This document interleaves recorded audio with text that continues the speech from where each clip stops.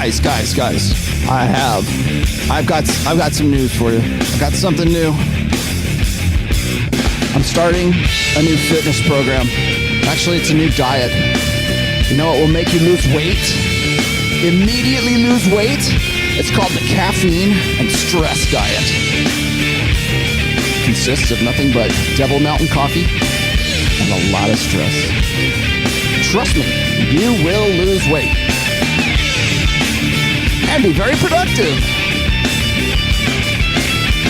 Oh man, it's gonna get ugly, guys. Today's gonna get ugly. I'm sorry.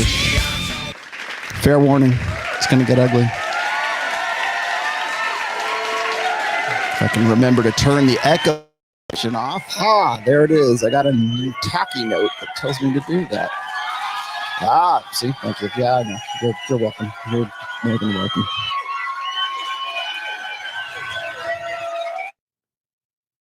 To make her a saint, right? Her sexual market value, let's just be honest, okay? However, so there's I'm using, again, extreme examples, right? I'm using her as an example here to say that there's a separation between sexual market value and personal worth. And that's, I think, is one of the primary problems that women have today, because they're like you. They say, you know what, there's the incident, or I say the enrollment for, higher education right now. Women are enrolling in record numbers in college. I certainly outclassing men at this point. I don't think this is any kind of revelation for anyone here, but men are, as your father has said, they're the lost boys generation. Right? They're dropping out. They are purposeless. They're not going to college. Are they getting just like subsistence level jobs so that they can sort of, do what they want to, and they're not have any plans to be a father, no plans to be a husband, no plans, like that old order kind of 20th century married monogamous ideal is not even, there's no incentive for certainly this Generation Z and maybe the latter half of millennials right now. There's no incentive for guys to do that. So what happens? There's more women that are enrolled in college right now, higher education. They get more professional degrees. They go into the American workplace. Statistically speaking, women are like improving themselves, where men are just kind of like, and we poke fun at the guys and we say, well, they need to take more responsibility for themselves. And while we're having that conversation, women just like you, women just like the women who work for Robert Kiyosaki, who I work with as well, they're saying the same thing as you, or you will say, I think pretty soon here, is I can't find a guy who is my equal. I can't find a guy who has his shit together. I can't find a guy who is economically attractive. I can't find a guy who is, whatever your prerequisite is. And the reason for that is because you're very intelligent and you went to college. And you have, I don't know how much you're worth, but you make a good chunk of change. So by doing that and by improving yourself and building yourself up into who Mikhaila Peterson is, or, whoever your, sort of strong, independent alpha female is, you have less and less opportunity to get with a guy who is going to be that much, just even fractionally above you in sexual market value, because women conflate sexual market value with personal worth right now. And so for me to say this, and I've said this, and it frustrates the hell out of the women that I talk to who are part of Robert Kiyosaki's crew. They're just like you. They went to college. In some cases, they've got like at least a 4-year degree, and in some cases, even like, postgraduate kind of stuff. And they're making money, and they're like, I'm frustrated. I can't find the right guy. I can't find anybody right now, or they don't want to have anything to do with me. And it's because they have built themselves up to what they are, that they become less attractive to the guys who would want to get with them in the first place, simply through evolutionary biological reasons that they don't want to get with a woman like that. Again, intelligence, you just said a moment ago, and it sort of debilitates those guys. So along comes Rollo Tomassi, and he says, well, ladies, you're going to have to dumb yourself down. And no woman wants to do that, because their entire personality and everything they've invested their egos in is professionality, their money, and everything else that a gynocentric, feminine, primary social order taught them would make them more impressive, would make them more attractive. And it's exactly that would make men more attractive, but it does not make women more attractive. So now you've got this generation of women who are these high-powered, or at least perceptually anyways, intelligent, in some cases single mothers, with a professional degree, with some money and everything else, and they're frustrated as hell at these guys that we want to say, man up, man up, man up, when we've been telling them for generations to man down. And now women are at a point where was it Morgan Stanley was talking about the rise of the she economy. They have this, it's actually a full blog site right now for the stats. And that by 2030, women in the prime working demographic between 25 and 45 years old, 45% of them will be single and childless their entire lives because they don't want to get with the average woman. It doesn't want to have anything to do with the average guy. And so I agree with you 100%. The smarter you are, the more professional you are, the more money you've got, everything else, those are attraction cues for men, not for women. So when men are attracted, they're looking for a woman who is between the ages of, say, like 23 and 25 years old. That's why I peg that as the prime sexual demographic or sexual peak value for women during that period. That's why I pegged that a long time ago. And now, people are suddenly realizing, here we are, a generation later, that's what's happening. So you got your work cut out for you. Add a child to that, and yeah, you're probably going to be part of that demographic I was just mentioning. Well, I guess we'll find out, but I don't know if the alternative for me would be don't do anything and dumb yourself down so that someone will be more attracted to you. And no one else is going to do that either. That's so I don't know how to solve that problem. That's a problem. Mm-hmm. And I've thought about that too. And I think the birth control pill has something to do with that. Absolutely. But I don't know how to solve that problem. Mm-hmm. I don't either. But there you go. Did you like that? Huh? How was that for you? I hope my lag isn't too much this time. I'm trying to monkey around with the sound a little bit. That was from my interview with Mikhaila Peterson, which actually was better received than I thought it would be. Of course, you're going to have Peterson fanboys and fangirls, for either Jordan or for Mikhaila herself. I wanted to throw that one on here because it's going to be instrumental. Let me pull that out of the studio. There we go. How you guys doing? It's going to be instrumental in today's topic. And I wanted to push this back. Gosh, I rushed right in here. I've been doing all kinds of homework for my shows. That's why I was 3 minutes late. It drives me insane. We do not do fresh and fit time at the Rational Male. We do the Rational Male time. But I have a lot of stats and a lot of things to sort of dig into today. But that was from the Mikhaila Peterson video that I recorded on December 17th. I want to give you guys a little bit of chronology here because she tried to, or I think she still is maybe, and I can't really say one way or the other, but she's saying that she was going to interview me before, and she only just was recently made aware of the Kill to Party video, which is now my infamous Kill to Party video, which was, I think when did I put that out? I think it was in November. I think it was prior to me going out to Miami.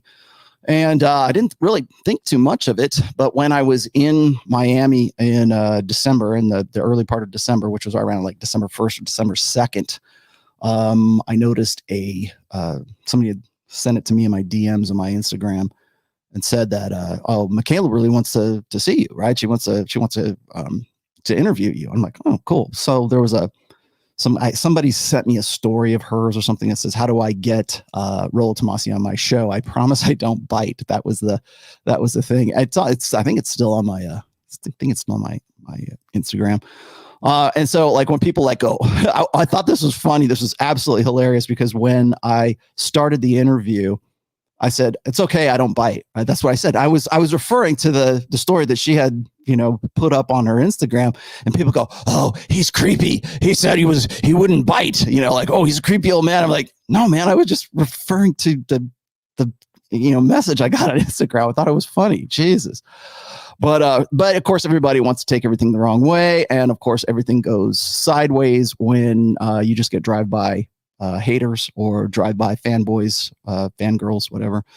But I thought that particular part of the video was probably the most salient part of it.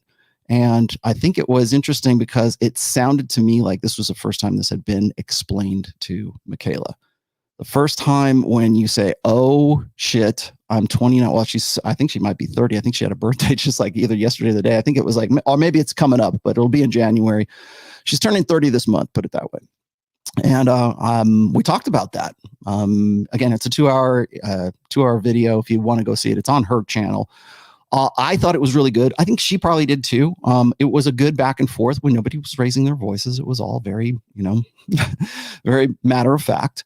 And I thought that was the most salient point. And it kind of feeds into what I wanted to do today, because a lot of guys in the sphere, got a lot of guys that I know, in fact, like Rich Cooper, for example, they've done a lot of videos on single mommies, and I don't think I have ever done a video, like a dedicated video to single mothers. Of course, I've addressed it in other videos, but I thought I would get into that today. And then I'm also going to get into emotionality today and emotionalism, because I think that there is a sort of a parity between those two. I think one kind of emotionalism kind of feeds the single mommy, the single mommy dynamic, let's say, at least today in Western cultures, and now in 2022. And I can now say that I have been in the manosphere for 20 solid years. So I wanted to get into that. And then I'm reading that, and I am, filtering that into this show, Mikhaila's interview anyways, into this show, because I felt like it was like almost like the first time somebody had told this to her. And I thought it was interesting because I have seen her father, Dr. Jordan Peterson, talk about exactly this. But it's almost like I took her by surprise. And at the end of the video, at the end of the interview, she was like, "Oh, I think I'm going to find my soulmate. I'm just going to hold out hope against hope." And of course, then what that feeds into is sort of this, optimistic, Pollyanna positivity thing. And, people love that. They still want to believe in the soulmate. And in fact, she was without a hint of irony is using terms like soulmate. And like for me, I've been writing about the soulmate myth since So Suave back in the early 2000s, really 2003. But I've been talking about that. It's the number one. It's the first chapter in The Rational Male, There Is No One. And to this day, still 2022, it's a pervasive myth. Now, I could have stopped, like when I was getting comments back from other guys going, "When she said soulmate, I watched your face, man. I knew what you were thinking, but it was already over." I'm like, I'm not going to get into it. You get to the point of diminishing returns, as I told with, I said with Myron, you get to the point where it's like, who hurt you? And it's this sort of redirect to an emotional conversation. When you're using empiricism, when you're using rationality, when you're using stats and figures, and you're using data sets and everything else, and you're just saying, "Hey, here's the data. What can we infer from this data?" If it doesn't taste good, if it's not emotionally satisfying, what usually happens is an emotional person, which of course women default to emotion before reason, and it doesn't taste good, and it's not entertaining, and it doesn't feel good to look at these stats, well, then we redirect the conversation back to an emotional state. And I've got, as you point, I pointed this out on a couple of occasions as well with I think it was Ariella when I was on You Are Here. I'll replay that later on, but it's a reframe, it's a redirect of the conversation, and it's hard to do that when you are trying to present this data and you're trying to say, what can we infer from this? How can we, create a predictive framework with all of this? Well, if that predictive framework is unflattering to the female nature, then we're going to reframe it back to an emotional conversation. And that's exactly what was happening. You can see this happen live in real time, pretty much every after-hour show on the Fresh and Fit podcast. So there's a kind of, I don't want to say it's a template, or it's almost kind of getting formulaic in a sense. It's always the same questions from Fresh, or maybe it's just sort of like rehashing of those questions, or maybe, just dressing them up in different ways. Oh, the ladies, the ratchet hoes, answer the questions. And then we hear the same standard answers. And then we get Myron giving his rational, reasonable, empirical data. And then you see the conflict between that rational mindset versus that emotionalism mindset.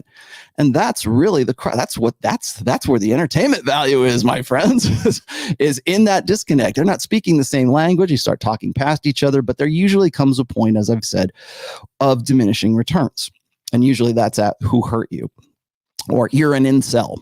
Or, just name the sort of most standardized NPC comeback. And I will guarantee you it's rooted in trying to reframe that, say, debate, just the conversation into something where it's like, stop speaking Spanish and start speaking English. I don't want you to keep speaking your native tongue, speak my native tongue. And because that's the only way I can really counter this argument. And I've got all these girls here on the show with me who are ready to back me up on this because they're speaking the same language too. So then it's back and forth. And again, very entertaining. Absolutely. But does it get us anywhere? No, it does not. Akeem, thank you for that $50 for our 50 euros for even better. Good evening, Rollo from Frankfurt, Germany, showing my utmost respect and appreciation for your valuable work you provide us and even the Muslim brothers. Well, thank you. I did if you haven't seen Abu American's show that I was on with Rich Cooper, I thought that you want to talk about productive conversation. There it is. That was really good. Oh, we all happen to be male too. Imagine that. But I thought that was really good. Go check out Abu American's channel. You'll find me on, I think it was about 3 or 4 weeks ago. Just finished the Rational Mail yesterday. Thank you so much. Peace and love. Thank you, my brother. Hey, y'all. There you go. You're going to hey, y'all. That's going to be the sound drop. I'm surprised more people aren't using that. You could probably go pick that up. If anybody wants that, I'll be happy to send it out to you. Hi, Rollo. Do you think arranged marriages are a good idea for the masses? Love from India. They are untenable. I think they are good. They used to be a good idea. I think they are probably, from a practical, pragmatic sense, yeah, they're a fantastic idea. You can't possibly make them work. Not in an emotional, gynocentric world, but it used to be a good idea. Put it this way. I understand the logistical sense of a prearranged marriage. Now, am I saying, oh, Rollo just said he agrees with child marriage? And no, that's not what I'm saying. I'm saying the concept or let's say with the latent purpose of the prearranged marriages. I understand why they exist. Absolutely. I understand why prohibitions against premarital sex exist too. But do I agree with that? Well, it doesn't matter whether I agree with it or not. People are going to be fucking before they're married anyways. So, what else do we have here? Let me keep going. I got Sammy in the house. I think I got Shamishi. So, pay attention because he will drop the hammer on you, especially if you start talking about the lumber cuck. I don't really care anymore about that whole thing. I actually am a little bit concerned that he might zero out. And as you know what, I have a lot of people that I would not return their phone calls if they called me up. I am a very forgiving soul, let's just say. God forbid, I worked with Anthony for so long. But there are a few people in this world that I would just simply not take their phone call. Jack is definitely one of those. But even still, I don't want to see any man get zeroed out to that degree. Tony, make sure you don't say anything that Mikhaila will take in the wrong manner in a future episode. They're going to do it anyways, Tony. They're going to do it anyhow. I think that's one thing a lot of people don't realize that I'm hyper aware of, by the way. I have been in this, as I said, I've been in this for 20 years. I'm hyper aware of the fact that if I go on a mainstream show, in fact, I was kind of concerned that I was going to get, edited in You Are Here. But I know that mainstream media is going to hack and slash everything I do. I have a very old post. It's not in any books, of course, but I put this on maybe I got 2 of them, but I put an essay on my show on my blog called It's Their Game. You can go look that up. It's not in the links or anything like that, but It's Their Game. I put that out after realizing that the red pill will never go mainstream. Not in the way that people, I think, would like it to go mainstream.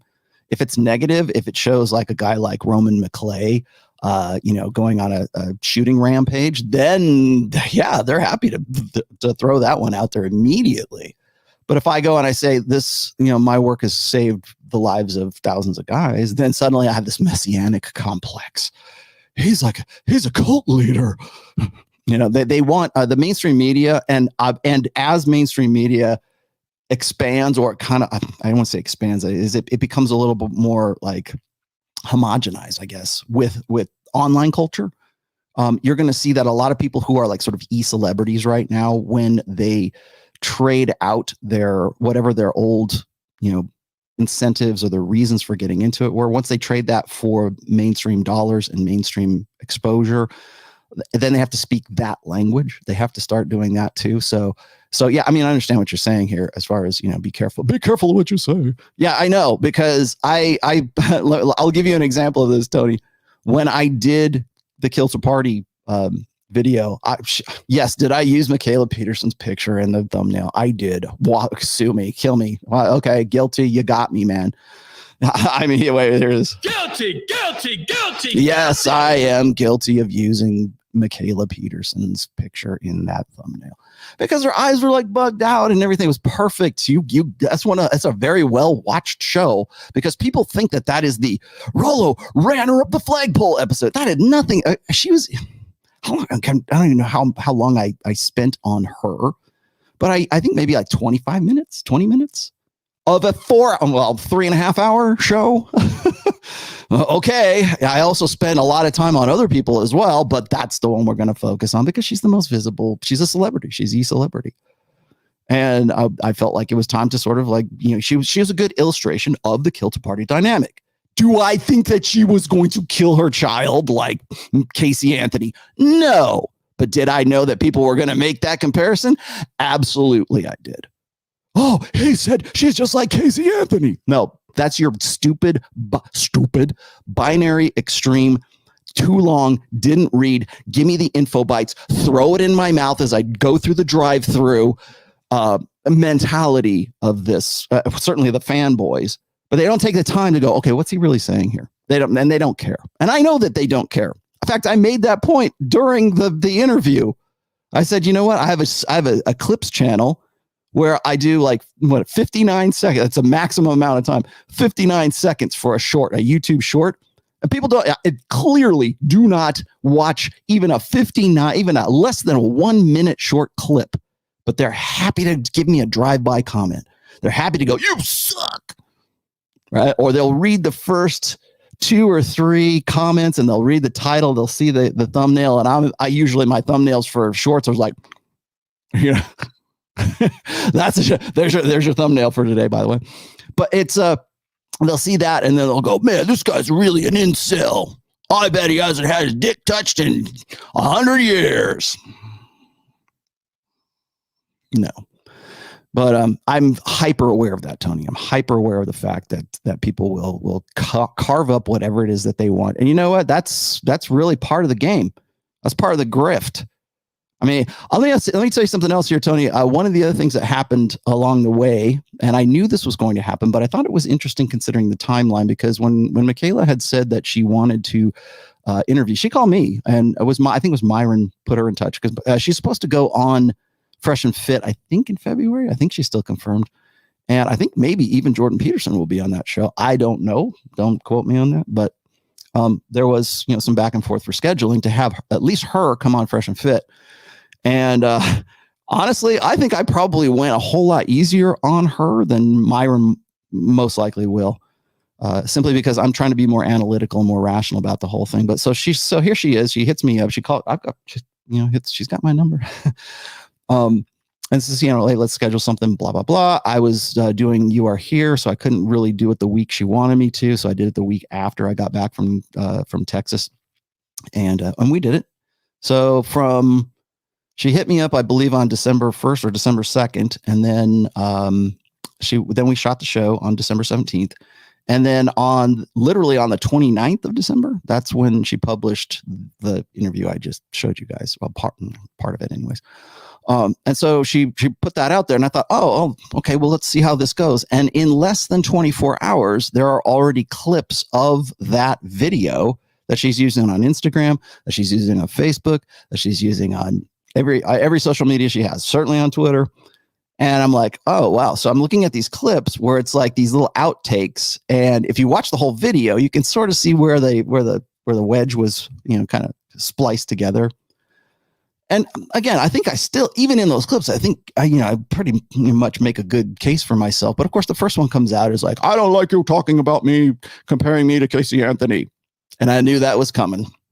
I knew that was coming because that was the whole, I was getting comments before it was even published.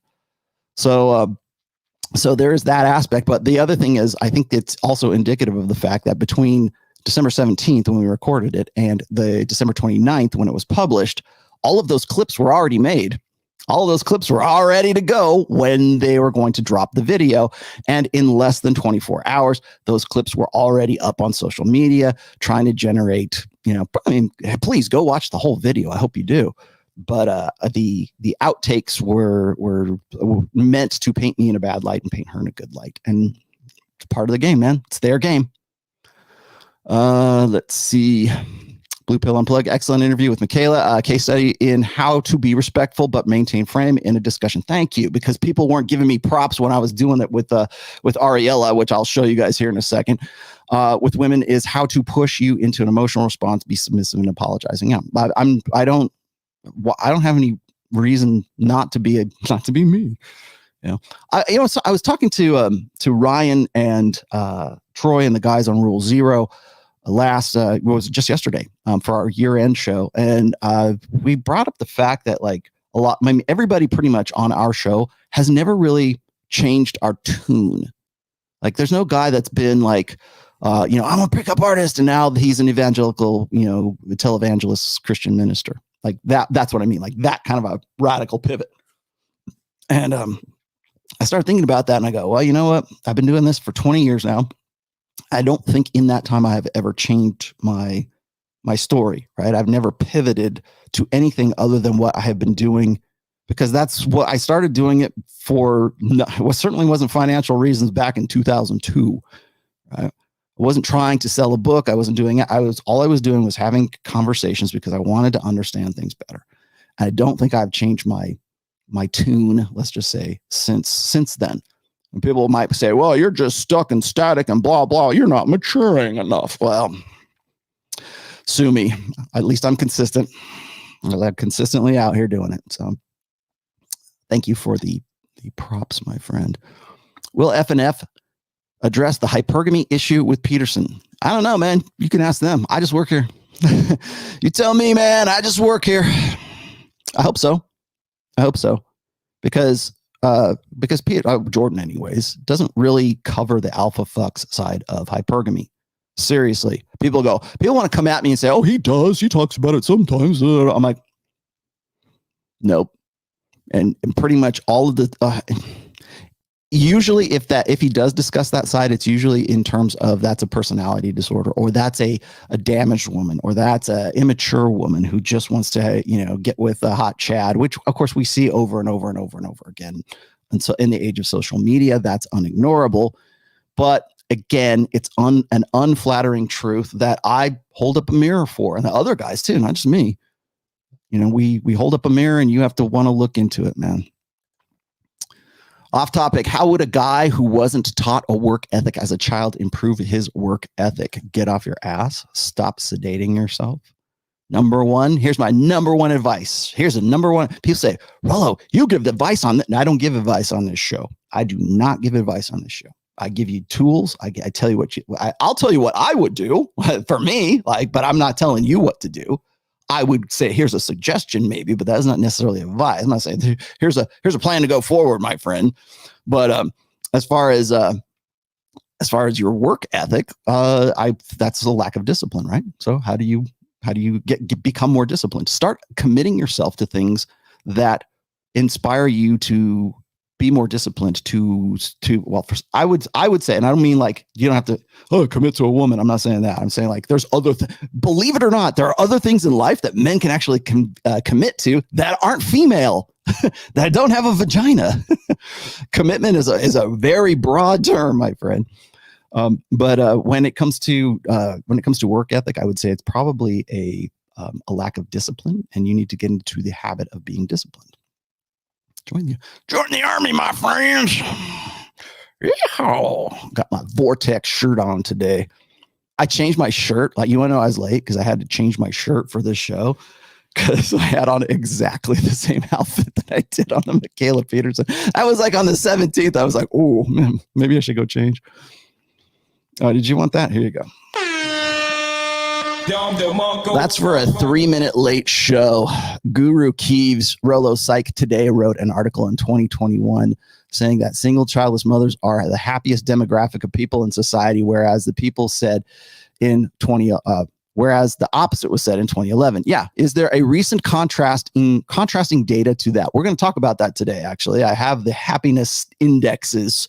Thank you for that $100, my friend. That is awesome. What should I give you for that? My God, here. You're goddamn right. Yes. Thank you very much. Is the recent data contrasting it? Yes, it is actually. So we're going to, and it's worse than you think. So we'll get into that today, but thank you very, very much. You're very generous, my friend. I will take that and I will put it into Ned's dog fund. She accused you of corrupting your audience the same way so many interviews have done to JP. Also, I predict Peterson will not be on FNF. I think you're probably right. I don't think Jordan will be. I will be surprised. And I hate, Myron, if you're watching, I apologize right now. I hope I didn't ruin anything for you. I didn't mean to. Let's see what else here. Keep going, man. You guys are so good with chats. One of these days, I just got to do a Q&A and just let you guys go hog wild. Irish Alpha, she put it all over IG, eliciting sympathy for her simps. And White Knights, we are talking thousands of comments. Of course they are. And that was, by the way, that was by design. As I said, all of those clips were already prepared.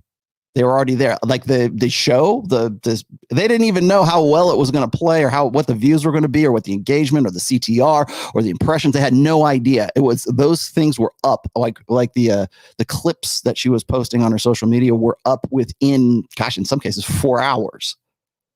So what that says to me is that they knew exactly what they're doing, right? They're like, oh, we're going to get a lot of engagement. We're going to get a lot of sympathy out of this. Of course, and why not? Of course they will. Sympathy and outrage. It's indignation, right? Indignation plays a whole lot better than indignation plays better than information. How many of the people who are like raging over this?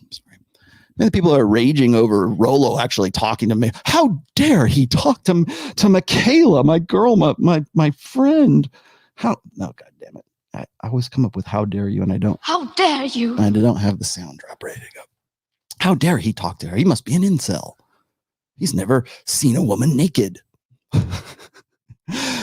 Okay. Okay, Tradpill. Yes, I think it was definitely prepared. But you know what?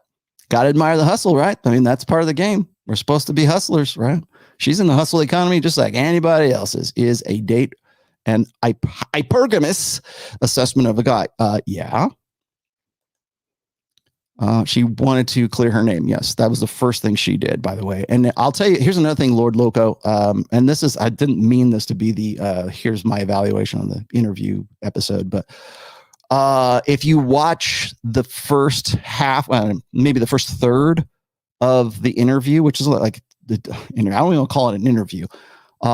If you look at the first 35 to 45 minutes of that interview, it begins with her. It begins in one tone, and then it shifts, kind of transitions into another tone. So you can tell she was really coming out with both barrels, like, "Oh, how dare you? This is not what I did. This is not how I am. This is not what Andrew Tate did." And she, felt like she had to really clear her name. Now, here's the thing: she thinks before I even got on there, and by the way, she thought that I was the one who was doing the crime. You're so obsessed with me. Like, that's what her followers were thinking. Like, oh, you're obsessed. You're obsessed with her. Why are you obsessed with her? What's wrong with you? She's trying to benefit society. It's like, no, asshat. She was about a 20 to 25 minute segment in a 3 hour and 30-minute show about the kill to party dynamic. She was one small illustration amongst many others in that show, but we only focus on that one part. Right? So as a result, what happens then is you got these guys who just who say, "Hey, Rollo's talking about you. Rollo's talking about you," and so she automatically thinks that I'm the one that like the whole episode was just dedicated to tearing her down. I doubt Mikhaila watched the entire Kill the Party episode. 100%. If I would have asked her, give her a test on what happened in that episode, she wouldn't be able to tell me. She only watched the part where she was in it, which, of course, that's what women do. Whoa, he's talking about me.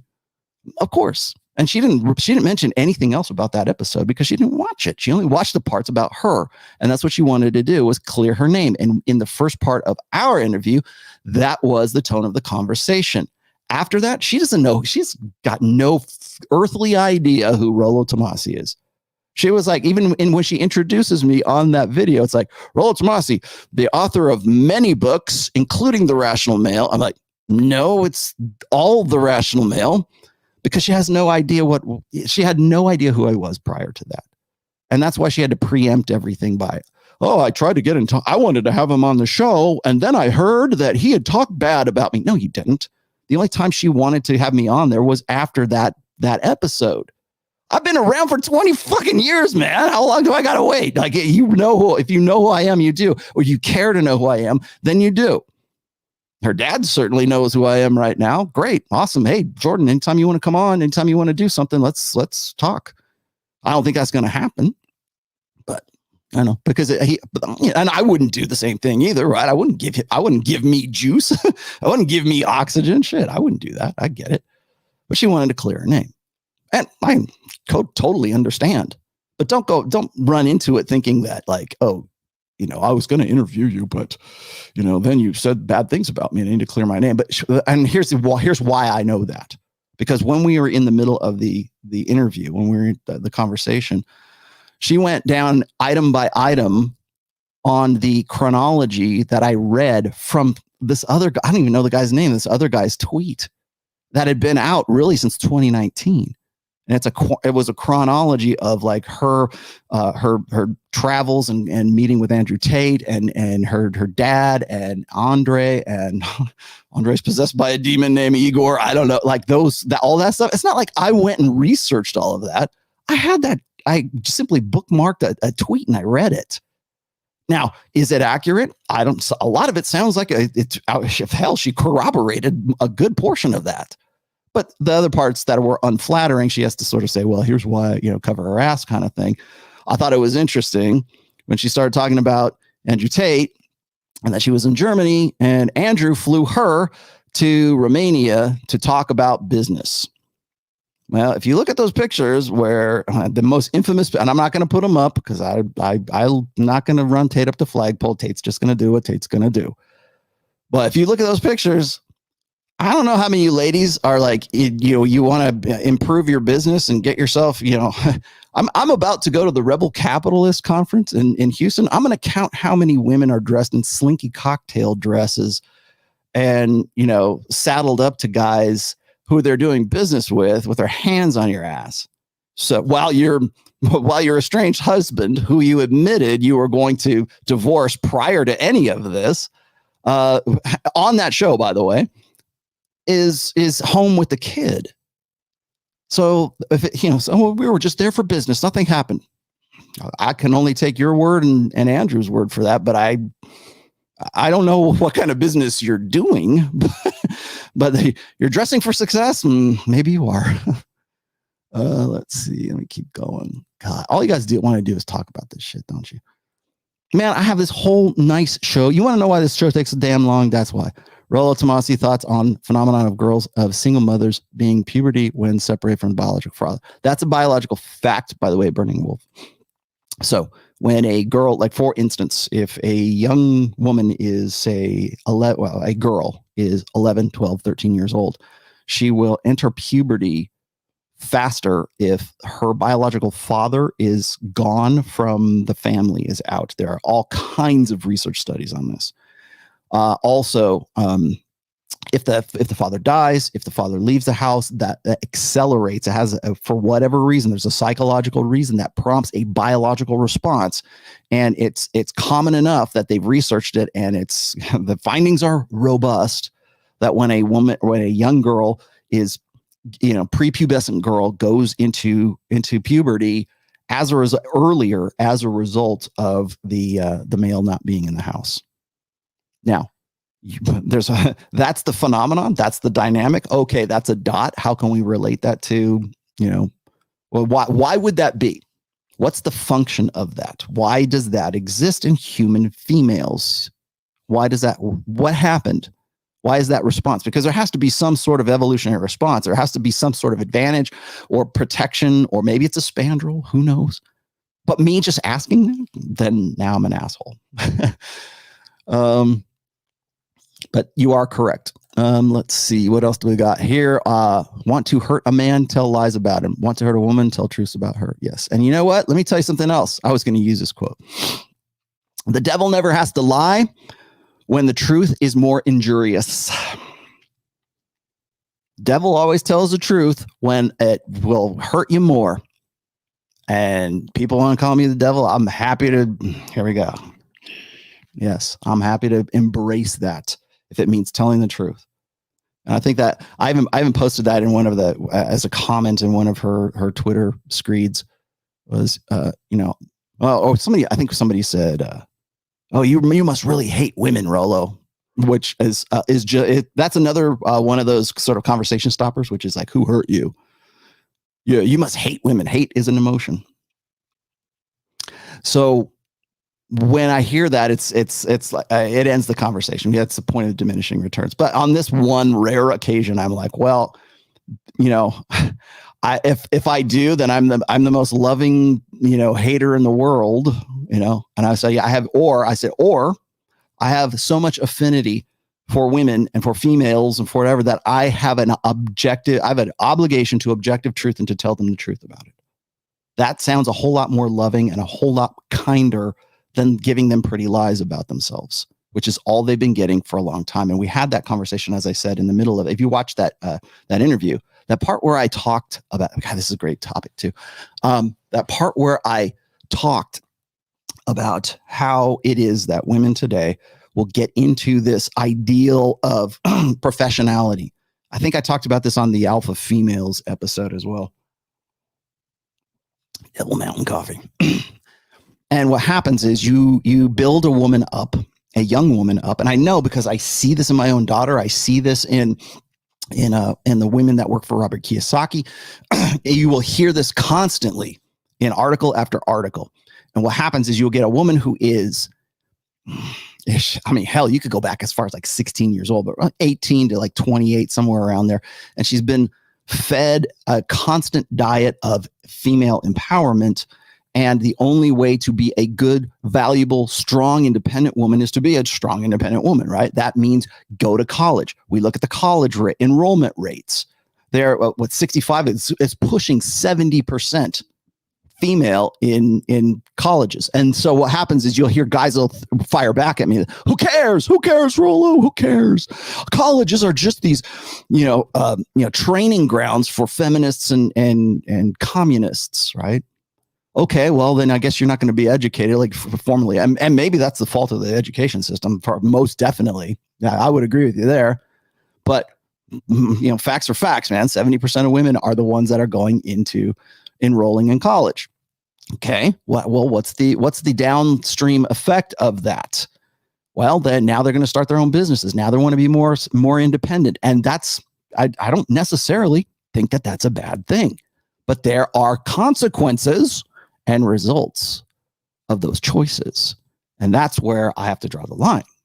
Because if you want old order, if you want new order empowerment and to be absolved of old order responsibilities and consequences, then fuck you. Sorry, but fuck you. You have to be You talk about men need to be more responsible. You know who else? If men need to be more responsible, women need to be more accountable. And part of that accountability is having someone like Rollo Tomassi tell Mikhaila Peterson, here's what you're up against. Here's the stats. Here's the reality on the ground, girl. I don't know where you've been living, but it hasn't been here. It hasn't been with the salt of the earth. It hasn't been with the real people. Because clearly you don't know. Clearly I'm taking you by surprise with all of this. And so when I was talking about that, I was talking about like people that work, the females, the women that work with Robert Kiyosaki, and they're young women, and they have the same complaint that every other woman has with me. And they say, Rollo, I have a degree. I make, $90,000 a year as a partner in whatever, as a HR department, whatever. I don't know what it is. Maybe they used their degree, maybe they didn't, but they're making money. They're independent, financially more independent. They can't help but look and see that all these guys that are around them are low value guys. And so what happens is they believe, and this has been going on for a long time, by the way, they believe that they are entitled to a guy who is their equal. So he's got to be just as educated, make the same amount of money, which is horseshit, and be in good shape, love his mom, want puppy dogs, want kids, want the same religion, live in the same place, be the same political ideology. This litany of prerequisites, and they can't find that. And as I said to her, what am I supposed to tell them? What am I supposed to tell that girl who's built herself up in the financial empire of Robert Kiyosaki or whatever, whoever, and just name it? How am I going to tell that person, you know what your problem is? You need to dumb yourself down. You need to get in the gym and put on some lingerie for that guy. You need to be flirty. You need to be more, get in touch with your ladies. You need to get in touch with your feminine side. But you can't tell them that because that's disempowering. And they've been told that their entire lives. The more you're like a man, the better you are as a human being. Get your degree, girl. Get your career together. Be more professional. Be a careerist. Right? I think that's the term I'm looking for. Be a careerist. And then wonder when you're 34, 35, 36 years old and complain and bitch and moan that guys don't want to get with you or you can't find an economically attractive mate. Well, the reason for that is because you turned yourself into the man you wanted to marry. I talked about that in the Steve Harvey episode. Nobody gave me grief about Steve Harvey. How come? When I talk about the same fucking thing with Mikhaila Peterson, almost the same conversation about Steve Harvey. Oh yeah, he's a cuck, man. He's really simpy. Blah blah blah blah blah. How dare you say the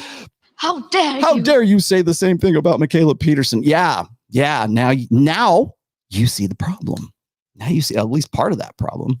Nobody wants to tell them the truth.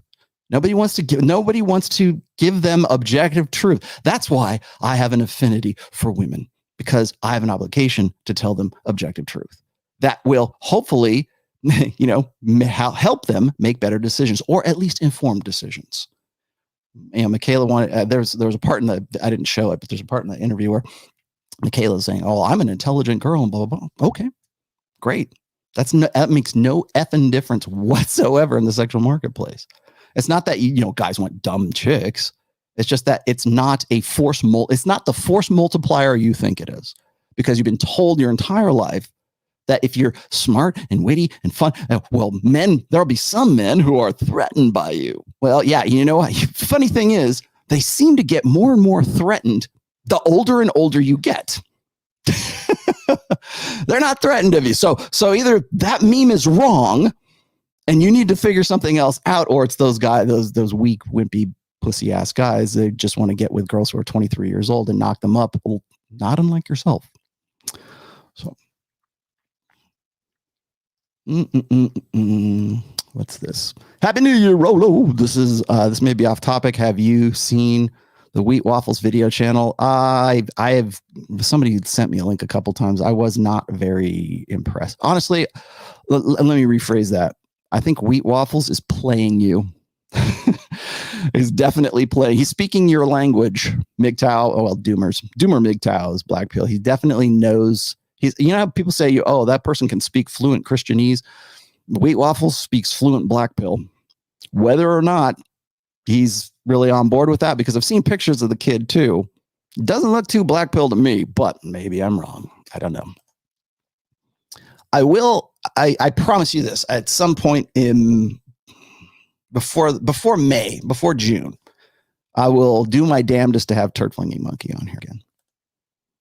I think I would rather talk to Turd Flinging Monkey than a guy like Wheat Waffles. Blue Pill Unplugged. Having an attorney resource to pay attorney seems to be required before discussing red pill content on YouTube, because somebody is going to get upset. Everybody's going to get upset, dude. If I was I would not have taken the name Rollo Tomassi if I was worried about upsetting people. In fact, you know what? Jordan Peterson should not be upset about any of the things that I've said whatsoever. You know why? Because we have to risk being offended to have a conversation, right? Is that not what he said with Kathy, what's her face, the interviewer, that famous interviewer where he goes, ha, gotcha. Well, Jordan, ha, gotcha. Can we not have I can't not have a conversation without risking being offensive. And he knows that too. And you know what?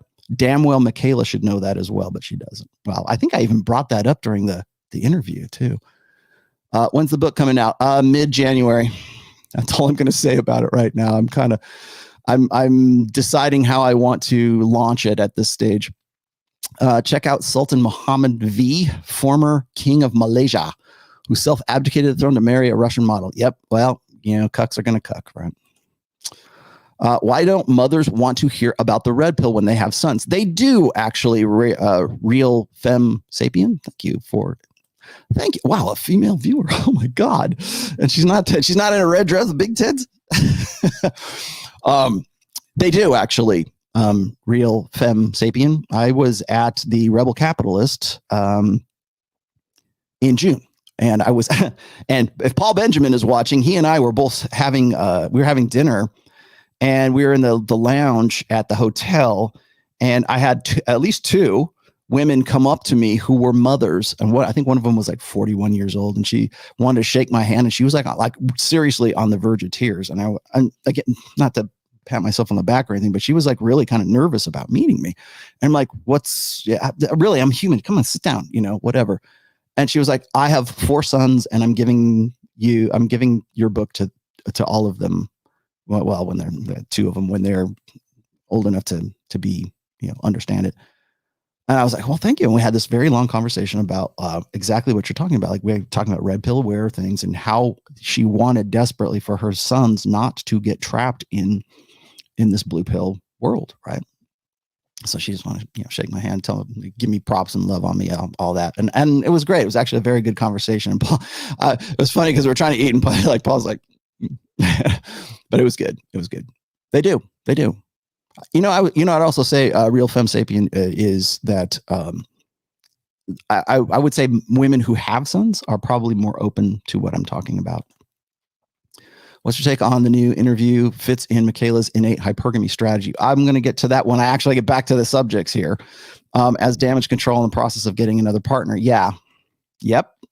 You saw that, didn't you? Yes, you did, Bradley. You know what, Brad? You get, you get magic missile. I want to cast magic missile. Yes, right on the nose, my friend.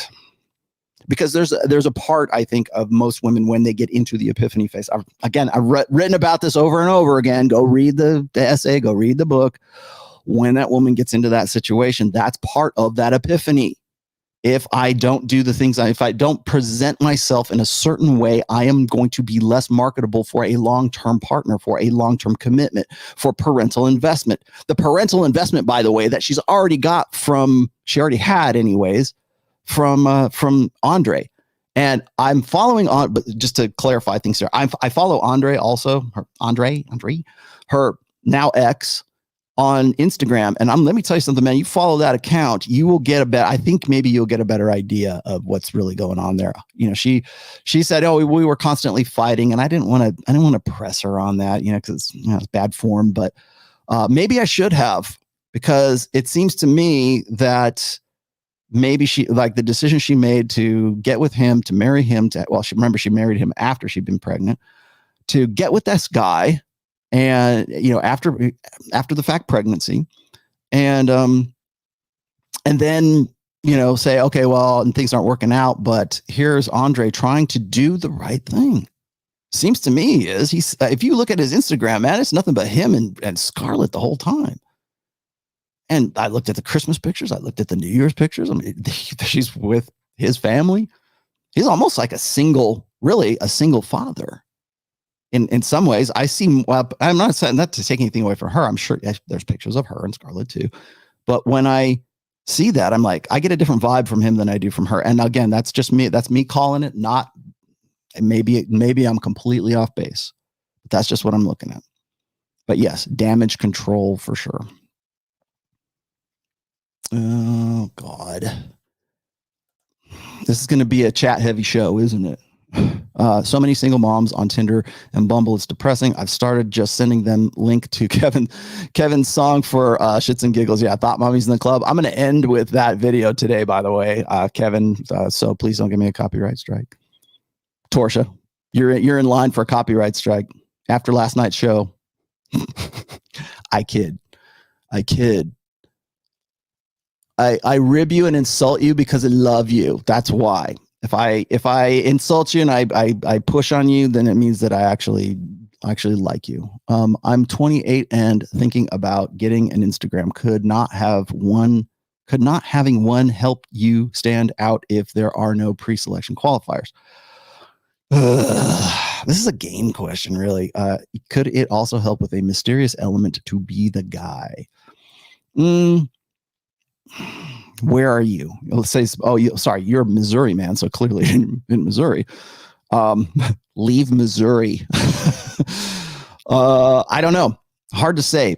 You're 28 years old. Not having an Instagram in Missouri might be different than not having an Instagram in Miami or in Los Angeles or in Houston.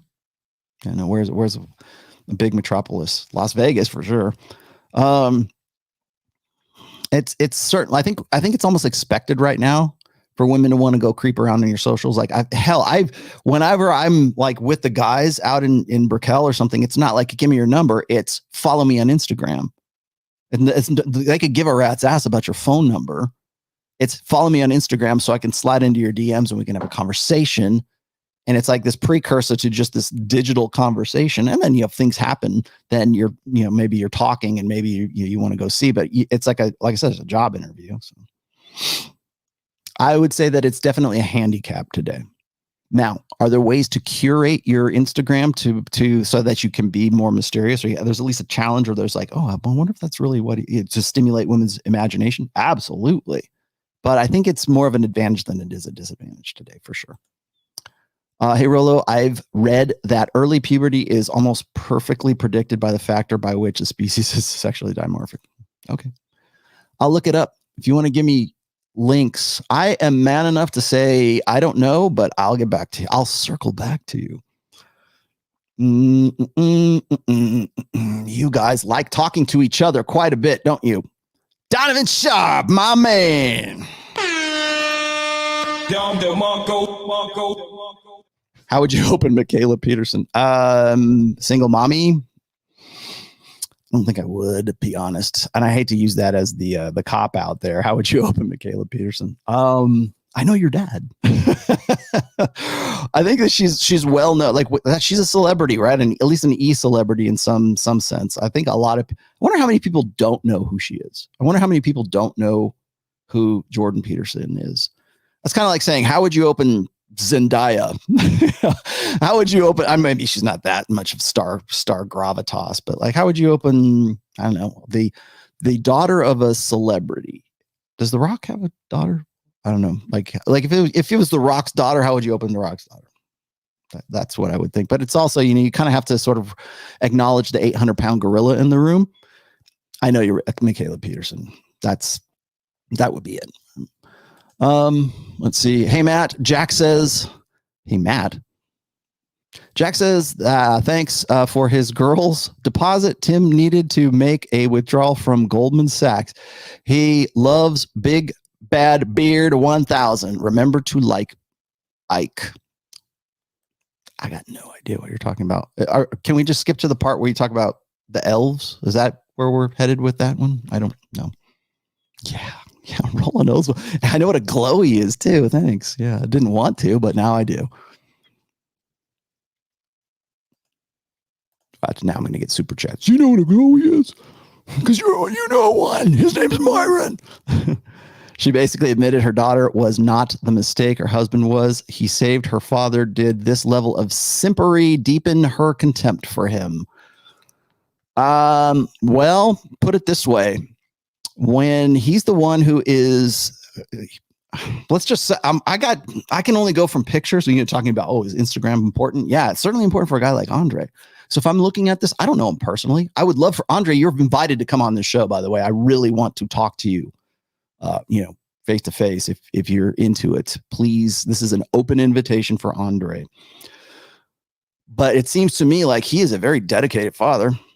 Seems that way anyhow. He's not a bad looking dude, no homo, but I mean, the guy will do very well in the future. A single father will completely outclass a single mother in the sexual marketplace, especially these days. I mean, unless that guy's a fat slob, alcoholic, drug addicted, whatever. A single father has, I mean, all things being equal, a single mom and a single dad. The single dad that's social proof for parental investment. You're pre-selected, man. It's like you're a proven commodity. I'm a good dad. Oh, you are? Yeah. Why do women like guys who like dogs? It's the potential for parental investment. Oh, he really cares about his dog. He really cares about his mom. Like those things, they're not like arousal cues, but they are attraction cues. And that's definitely an attraction cue. For women, it's different. And we're going to talk about that today too. Why is it, I'll just get into it right now. Why is it that guys should not date single mothers? Because there's two. First of all, there's many reasons. There's the logistical reason, and a million guys on a million different channels have talked about exactly the same thing. So I'm not going to belabor that point, but I'm going to tell you something that they don't talk about. They don't talk about men's innate need for ascertaining paternity, to knowing that the child is theirs. There is because men and women are different, because we have different mating strategies, because men want to know above everything else. We evolved to be obsessed with the kid being our damn kid. That's where jealousy comes from. That's where mate guarding proceeds from.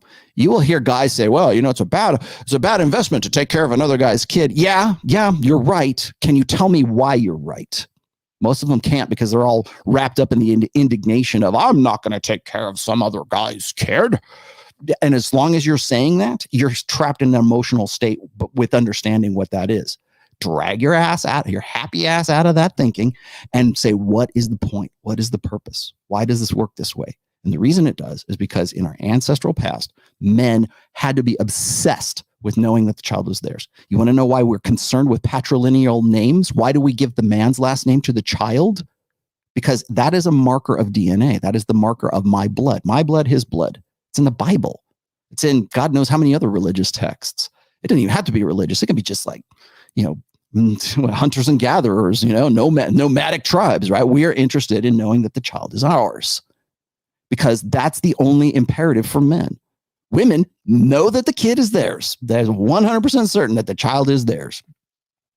So when guys say, hey, I feel this hesitation towards, getting with a single mom. I told you guys the funny story about me discovering the one single mom I ever was dating at the time. And I was 22 and she was a manager of my band, right? And she was 41. Now I told you that story. I'll if you want that, I'll try to give you a tag or a link or something like that. But I told that about 4 weeks ago. That's a funny story. But one thing I learned from that funny story, my 5 minutes of life experience, was that I have a hesitation. I was, as a guy, even a 22-year-old kid, punk ass kid, I had an aversion or a hesitation to get with a single mother. And it was fun, but I knew damn well I wasn't going to marry this chick. She was just fun in the sack, and she just wanted to get after it, and I did too. And I was a horny 22-year-old guy. I was getting out for it with other girls too. She was just one in the roster at that time. But I'm like, yeah, I'd never done that before. All right, older woman, cougar. That was the proximate attraction right there. The ultimate thing is that kind of start a life with this person. It's just fun for now. In fact, she even told me that this is just fun for now. And I realized that there is a latent purpose to that hesitation. People are oh, she's got a kid, guys, we'll turn it into an act of virtue at some point. We make our necessities a virtue. And I looked at some of these other channels. I was doing my homework before I did this show, and I was looking at these other channels, and guys were always saying, there's, what is it? 33 secrets. Matt, now I'm going to rip you off. He did this, it was a while back. I think it was like 7 months ago. He did this really quick hit video about like the three kinds of guys. It's always a list, right? There's 3 kinds of guys who get with single moms. They're all beta. Well, they're all incentivized to get with single mothers. When you consider that 80% of men are deemed unattractive by women. And I went over the stats last week about all that. If you want the numbers, I got the numbers. 80%. And this is me being, I think I'm being kind in all this. I think I'm being a little more gracious with the numbers here because some people will say it's 10%. Well, let's just round it off here. 80%, 20%, the 80-20 rule. Now, if 80% of guys are unattractive, that means those 80% of guys are going to have to find an end run around solving their reproductive problem. Well, one of those adaptations, one of those strategies is get with a single mom. They seem more horny. They need resources. I've got those resources. I can't get with a girl the girl that I really want to get with because she's not selecting me. But it seems like this woman over here who has a child from another man would be more amenable to me, dating her and taking her out. And so maybe my deficiencies as a guy are offset by her needs as a single mother. That makes does that not make sense to people? Does that not follow? And what are those guys like? They're usually the guys who've been selected out. But if we tell those guys, you're a knight in shining armor, you're her savior by coming, you're not the stepdad, you're the dad who stepped up. And so we glorify that guy and we build him up and we say, you're doing the right thing by doing this. And from a gynocentric position, yeah, it is. But up until about the sexual revolution, having a kid out of wedlock, being a stepfather, or even being a stepmother, was like that was the villain in most fairy tales. Having an extended, a blended family, that was definitely not the standard just 50 or 60 years ago. But we take it for granted now. Right? You're not the dad. You're not the stepdad. You're the dad who stepped up. Even in spite of statistics that show that non-biological fathers, the boyfriend she brings into the house after dad is gone, is like 100% more, 100 times more likely to, in some case, I don't know which stat. I think it was Steve Stewart Williams or Rob Henderson made me aware of those stats. It was like seriously, like 100 times more likely to be the guy who actually abuses the kids of the biological father. We can see those stats, but hey, you're the dad who stepped up. You're the one she chose. You're the special dude because you're doing the right thing. I hope that doesn't happen to Mikhaila, but I don't know, probably not because she's famous, right? We're famous. My glasses are famous. So, yeah, when we're talking about issues of paternity, I have written so many articles on this. I'm fed up. I'm full of the articles. But when you look at the biological facts and you look at the statistics and you look at the even sociological demographic statistics, it tells a really interesting story. And that was what I was trying to relate to Mikhaila in that episode. My agent once told me, if you're not offending someone, you're not reaching anyone. Keep the good word. Yeah. I mean, it means you're doing your job, but also I will quote Jordan Peterson, you have to risk being offensive to have those conversations. I've said this before. The only way to test the strength of an idea is in the crucible of open debate. And in that crucible, people are going to get pissed at you. You're going to have that back and forth. You're going to have that screaming and shouting. You're going to have those emotional responses. You're going to have guys. I think tactically speaking, you should probably keep yourself as rational and reasonable as possible. Most people haven't taken a college logic course. Most people have never been on debate team. Most people wouldn't know a logical fallacy if it came and bit them on the ass. They know straw man, and that's it. Maybe that, or you're projecting onto me. What I think is funny is when people go, oh, that ROLLO guy, he's projecting his angst and his frustration and his sexual, he's angst and frustration on women. Well, these are the same guys who would get pissed off at me if I told them hey, have you ever read, Sigmund Freud? Nah, screw that guy. Well, you're using projection, which is kind of like Sigmund Freud's thing. What do you got? Oh, Donovan. What am I going to give Donovan here? You get this. Guilty, guilty, guilty, guilty. Who's this guilty guy in my chat feed? Real Femme Sapien. I have a show called Make Me a Sandwich. Make me a sandwich. You didn't spell that right. Damn it. It's not sandwich. It's sandwich. Get it straight. I used to be such a fan of JBP until he started talking about relationships. Yeah, and the reason he is because red pill's popular right now. Men, heart.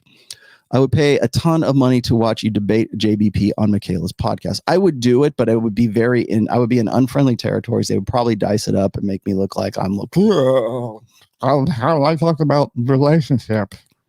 That's what they would make me look like.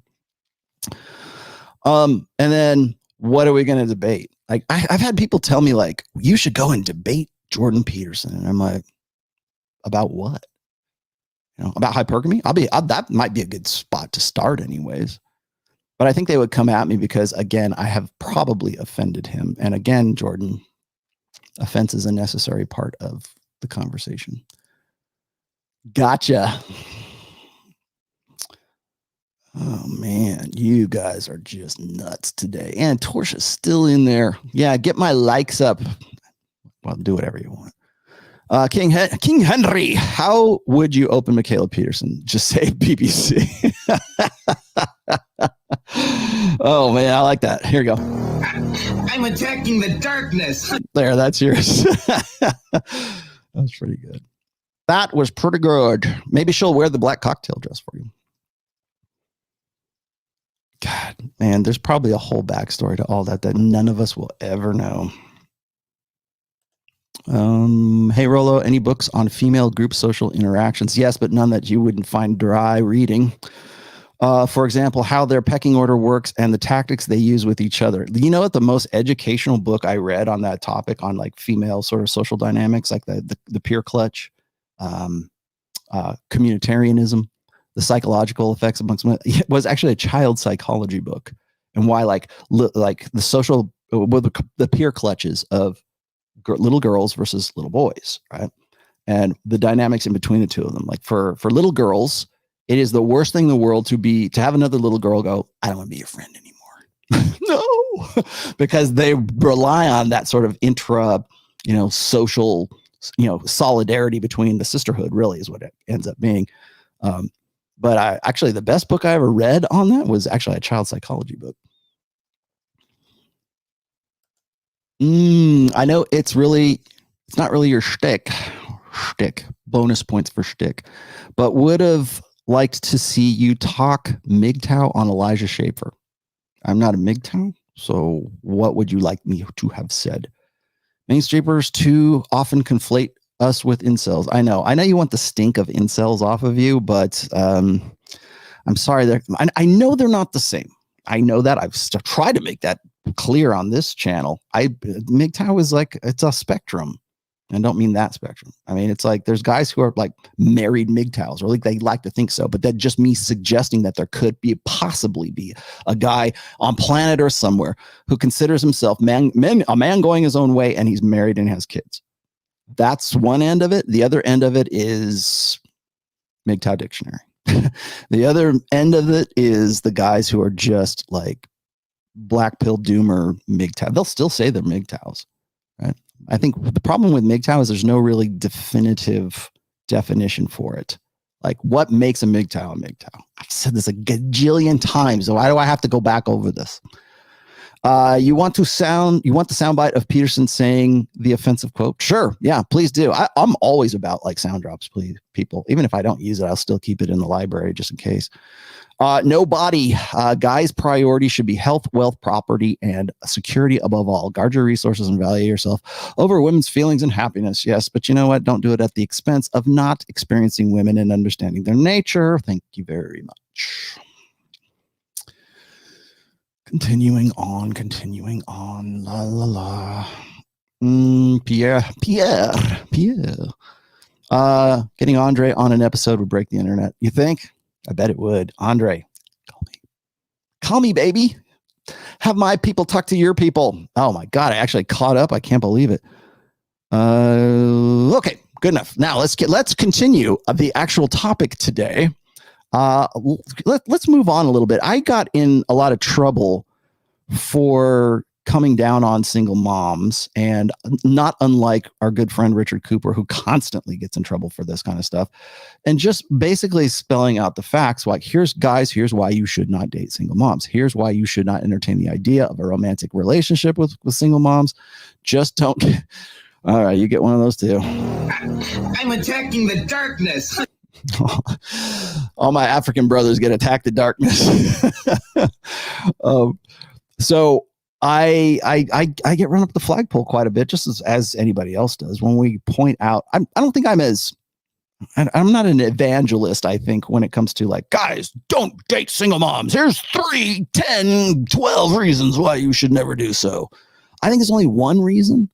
And the one reason is it's in your genetic DNA. It's literally written into your genetic code to be, at the very least, averse to getting with a woman who already has a child. And that aversion is not unlike the aversion to being cuckolded, right? Oh, well, yeah, we're gonna swing this one back to Jack Murphy, aren't we? But it's a cuckoldry is probably the cardinal sin for all human men. Well, it could be for any species, but certainly for men, because we have a jealousy instinct. We have a mate guarding instinct. And I can't help. Why do I feel that way? Why do you think that we turn jealousy into like the green monster? I guess that's envy, but why do we turn it into the green monster? Why do we turn jealousy into something that is like an insecurity in guys, but we don't do it for women? If a woman is jealous, she's righteous. It's righteous anger and righteous jealousy. But if a guy is jealous, it's insecurity. Oh, you're secure in your masculinity. Or you'll have guys go, I'm not the jealous type. No, you are. You're just you're sublimating it. You're trying to, repress it. Or in some cases, you might even be trying to eroticize it. That's why cuckold porn is such a big deal right now. Why are we going in, twittering, look at Jack Murphy? Well, the reason why it's funny, or the reason why we think it's scandalous for a guy like Jack Murphy, who of course presents himself as this upstanding, positive masculine bastion of God and country, right? Well, besides that, the reason why, which is big enough, I guess, but besides that, why is that even a thing for guys? Why do we say, oh, he's a cuckold? Because our genetic imperative is to know that the kid is our damn kid. That's why. That's why we had adultery laws. That's why we had the Scarlet Letter. Go read that book. Did you have to read that book in high school, the Scarlet Letter? Well, how come we can't just let women do whatever the hell they want? They should have their own hoe phase and a great hoe phase, right? Why do we kind of raise an eyebrow at that? Because that chick having a hoe phase is probably not a good bet for motherhood later on down the line. And then what happens is you got, these guys who invest themselves in that same idea, because it's what is it? Cuttlefish game, right? It's sneaky fucker mating strategy. If I align more with the girls then if I identify with the females, if I identify with the feminine, then women are more likely to like me, and I get in their club. I'm a girl too. Don't pay attention. And then hopefully they're going to get laid as a result of identifying with womankind, and it never works out that way. Oh, God. Ryan says you have to drag her to happiness, kicking and screaming, but the kicking and screaming is something no rational male wants to deal with. Well, does it have to be kicking and screaming? Does it? Because I'm pretty happy with my wife. But I think what we don't really understand is, I'm glad you brought that up, because this is actually, maybe I'll get to it now.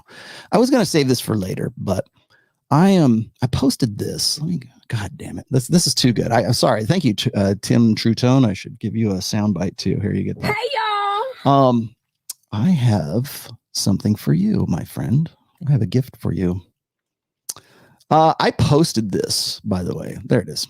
I posted this image on my Instagram account about a week ago. If you want to see it, it's on my Instagram. I'm not going to put it in the description. But it's I thought it was kind of interesting because I have so many people go, well, if men and women are different, but they're complements, and I keep saying we're better together than we are apart, and I still stick by that. But it's not so much like, I mean, whatever your spirituality is, I mean, more power to you. Whatever your faith happens to be. But even from a biological, empirical, material sense, we are complements to each other. And if you look at the differences between women's brains and men's brains, you can see how we're complementary. Now, a lot of these things, I have dozens and dozens of gosh, where are they? I have to bring up my Scrivener here for a second. I have dozens of links to all kinds of studies that back up this stuff. For, let's say, gray matter, white matter. If you look at the differences between men's brains and women's brains, there's lots and lots of research on this. It's not hard to find. But of course, the first thing anybody says is, where are your sources? And so therefore, I go and I dig up all the sources that I used for Rational Male number 4, which is religion, because in there I quote quite a bit of these of this research data, because I'm making an empirical case for the complementarity between men and women. Is that a word? Maybe it is. So if you look at the development of the brain in men versus the development of the brain in women, you can see that it happens a lot quicker. Women mature faster than men. That is just a fact. Does that mean men are dumb? Does that mean, oh, you're not going to be fully formed until you're 30? It also, by the way, coincides with the joke, which is men don't become men until they're 30. But say, oh, you're not fully developed until you're 30 years old. Well, is that a feature or is that a bug? Because in a gynocentric social order, if women are suddenly, oh, well, we're fully developed women at 22, we know what we want and we get what we want and do what we want, right? And yes, I saw. Anyways, let me back up a little bit. I'm putting out some of these links to articles and research and data that back up this chart, because of course what happens is everybody goes, show me the numbers. I won't believe you. And then I do. And then they go, that's just a feature article that's linking to a research study. I'm like, go click on the research study, asshat. It's there. You want me to give you the link too? Or you want me to do all of the work for you? Like, go look at this stuff. If you don't believe it, go click on the actual, the actual research that was done on this stuff. I mean, in some cases, it's like fMRI studies, right? I mean, we're using them. It's not like just, well, I hope this is true. No, it's like, there it is. We can look at the synapse connections, right? I'm not a neurologist. I don't pretend to be one on this show. Never have, never will. But so I'm throwing this out there. And I thought the more interesting thing was, like, people just simply don't want to believe that men and women are different in a substantial way. And it's empirical data. I'm going to show you that empirical data here in just a second, because so many people try to call me to the carpet on this. I gave them links and they don't want to click those links because too long they don't read. But I'll give you shit about this thing that I don't like. Okay, well, in that case, I'm the rational male, and I'll be happy to give you those numbers. So the difference between men and women when it comes to our brain architecture is something that I got into with Ariella Grande. No, Ariella on, there it is. I put this on the Clips channel. I hope you guys will just be patient with me real quick. I won't show you the whole thing, but I thought this was a good exchange here. If that doesn't apply to you, then it may not, and it may never. You know what I mean? No, I think it does. I think I'm very nurturing.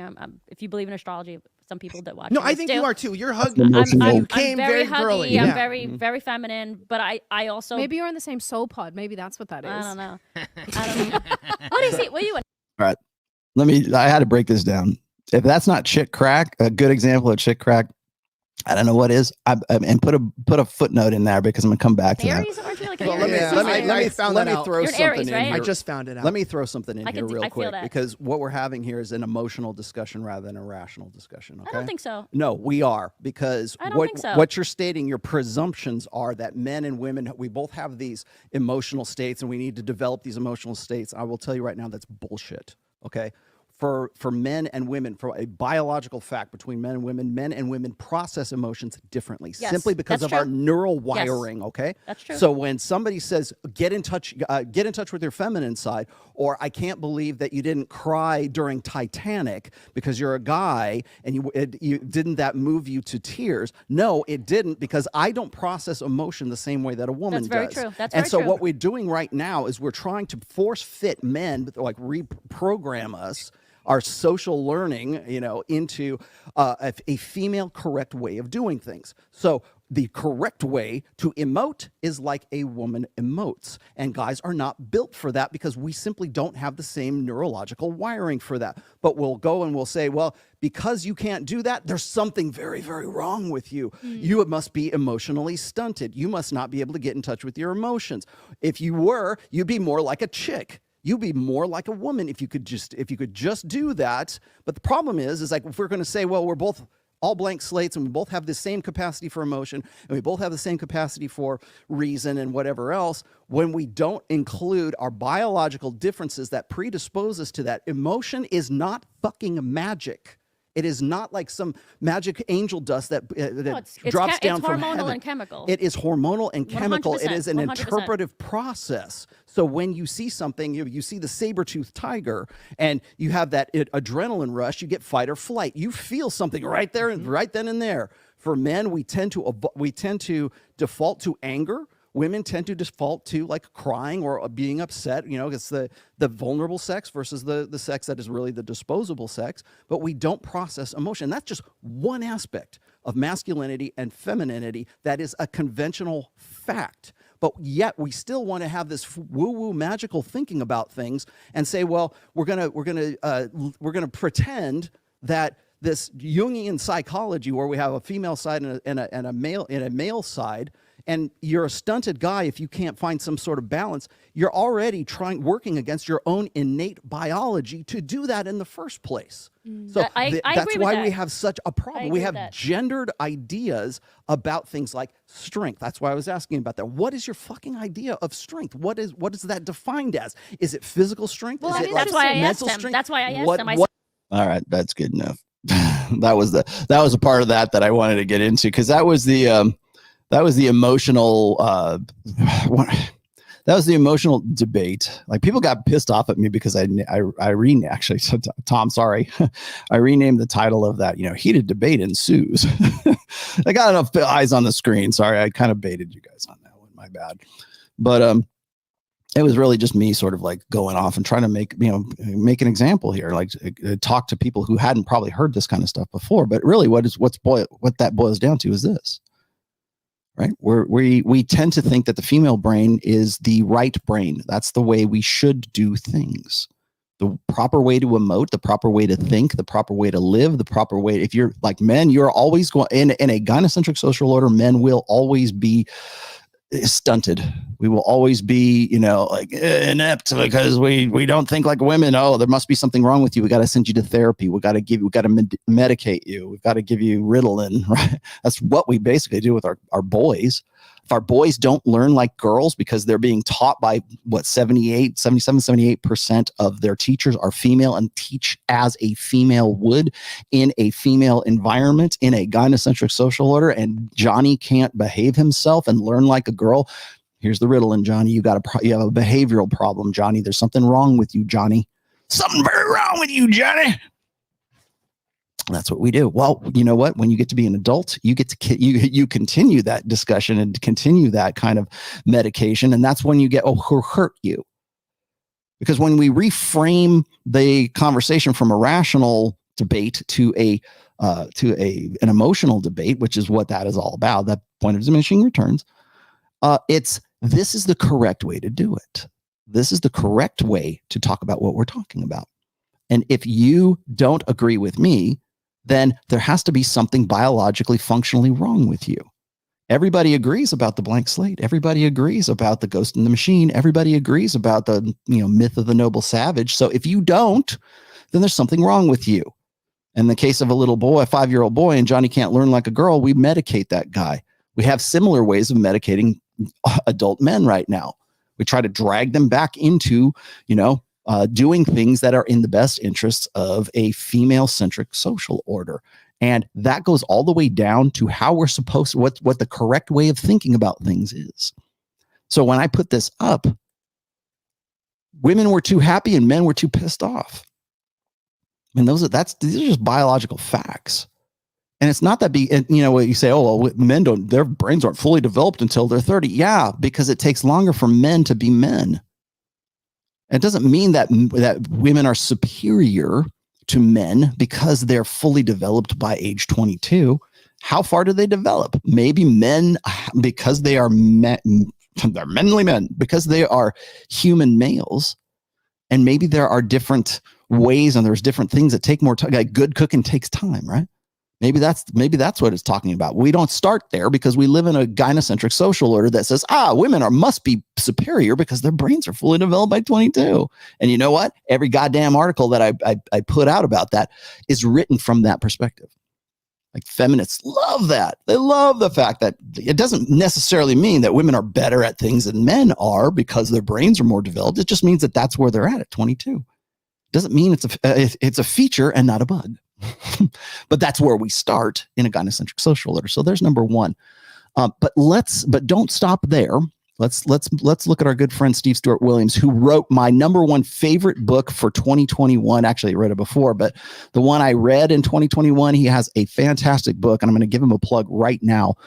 It is The Ape That Understood the Universe, and it is so like just the way that it's written. It's humorous. It's engaging. It's a fun read, but it teaches so much in the way that it's delivered. So I highly recommend The Ape That Understood the Universe by Steve Stuart Williams.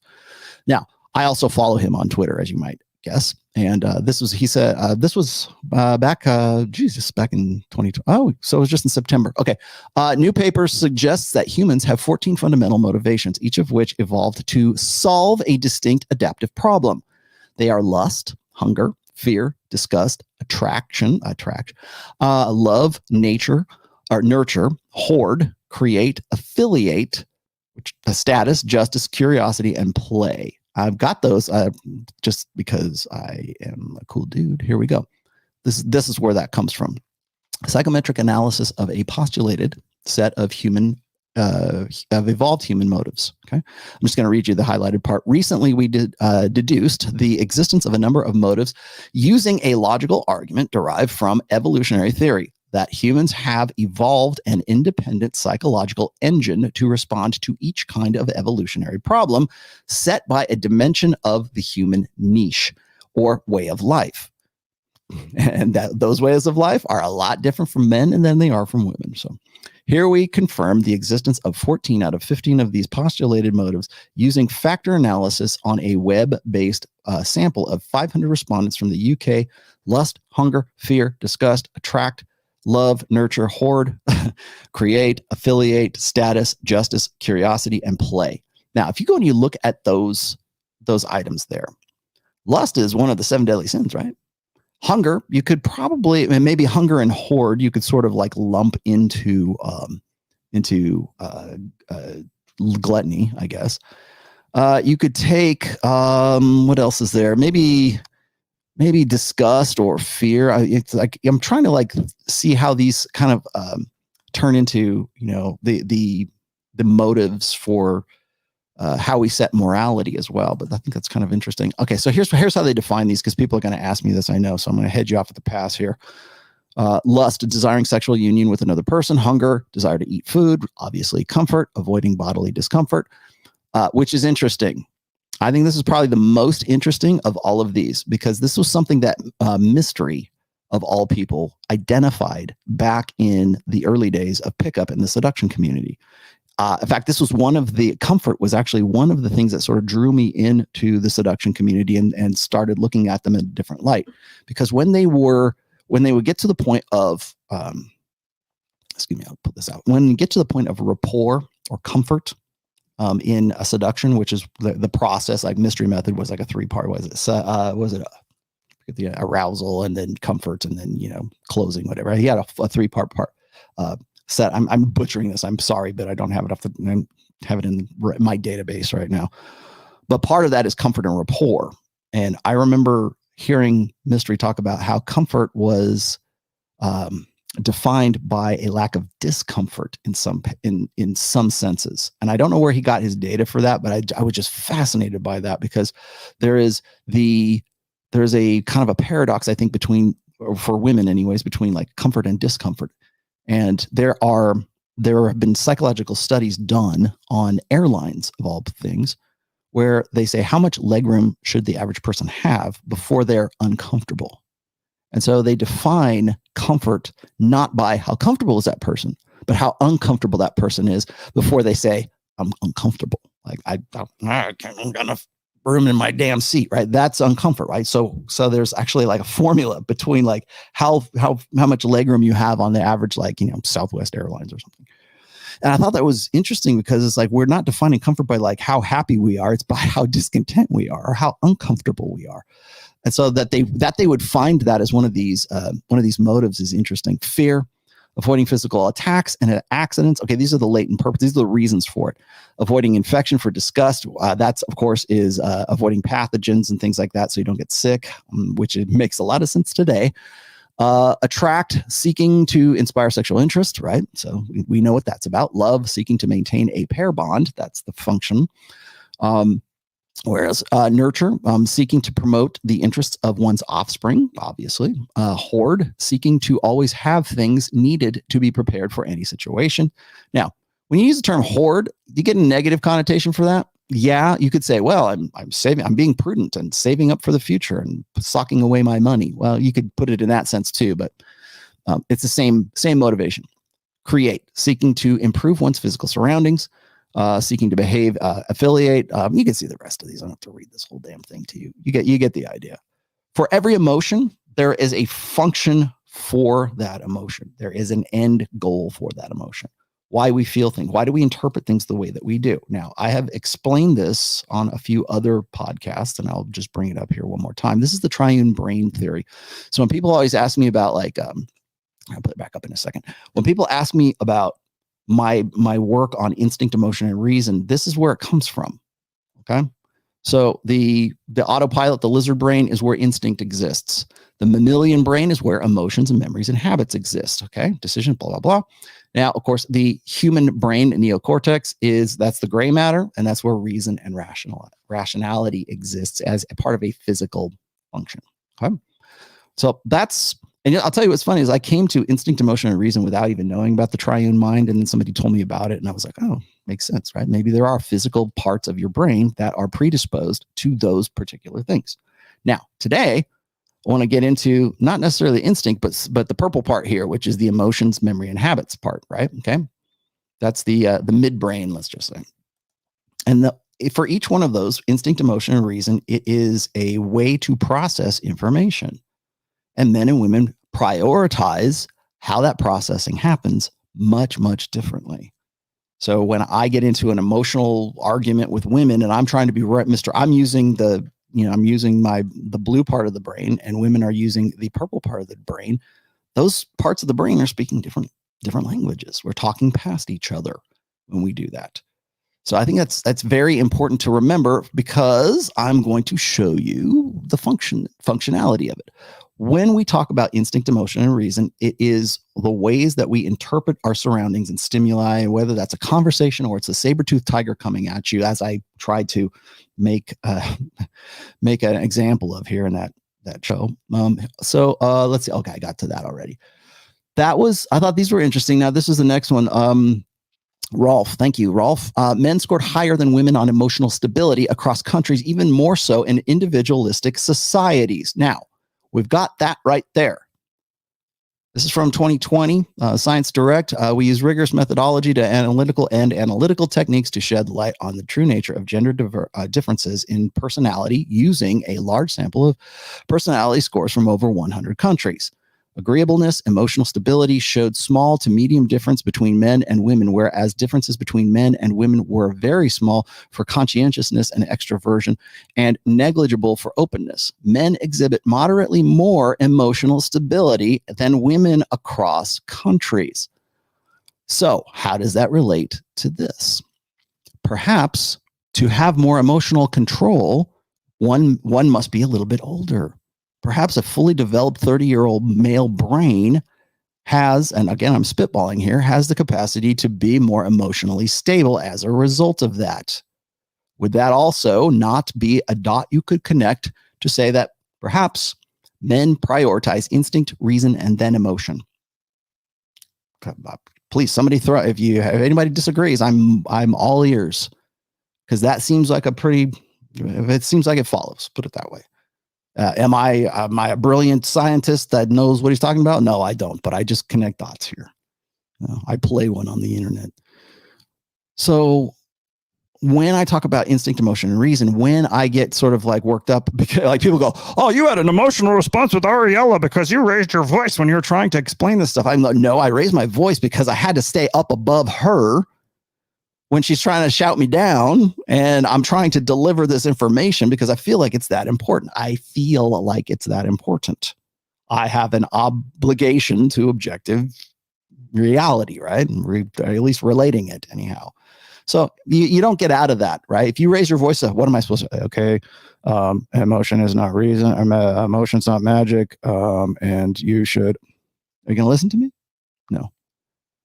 People don't form their ideologies based on empirical data. Rarely does the individual go and say, you know what, my beliefs have been changed. You know why? Because I read this metadata from this meta-analysis of, dozens of research papers that all replicate, and they were all independently funded by, outside resources, whatever, and they're, peer reviewed at this particular college and these particular academia. And so I read the data and damn, man, now I'm a completely different person. Nobody does that. No, we need the magic, man. We need somebody to tell it. We need somebody to sort of pat us on the back. We need to have that trauma. We need to have that we have to be in an emotional state. And most of our belief sets are not formed by empirical data. It's usually our parents.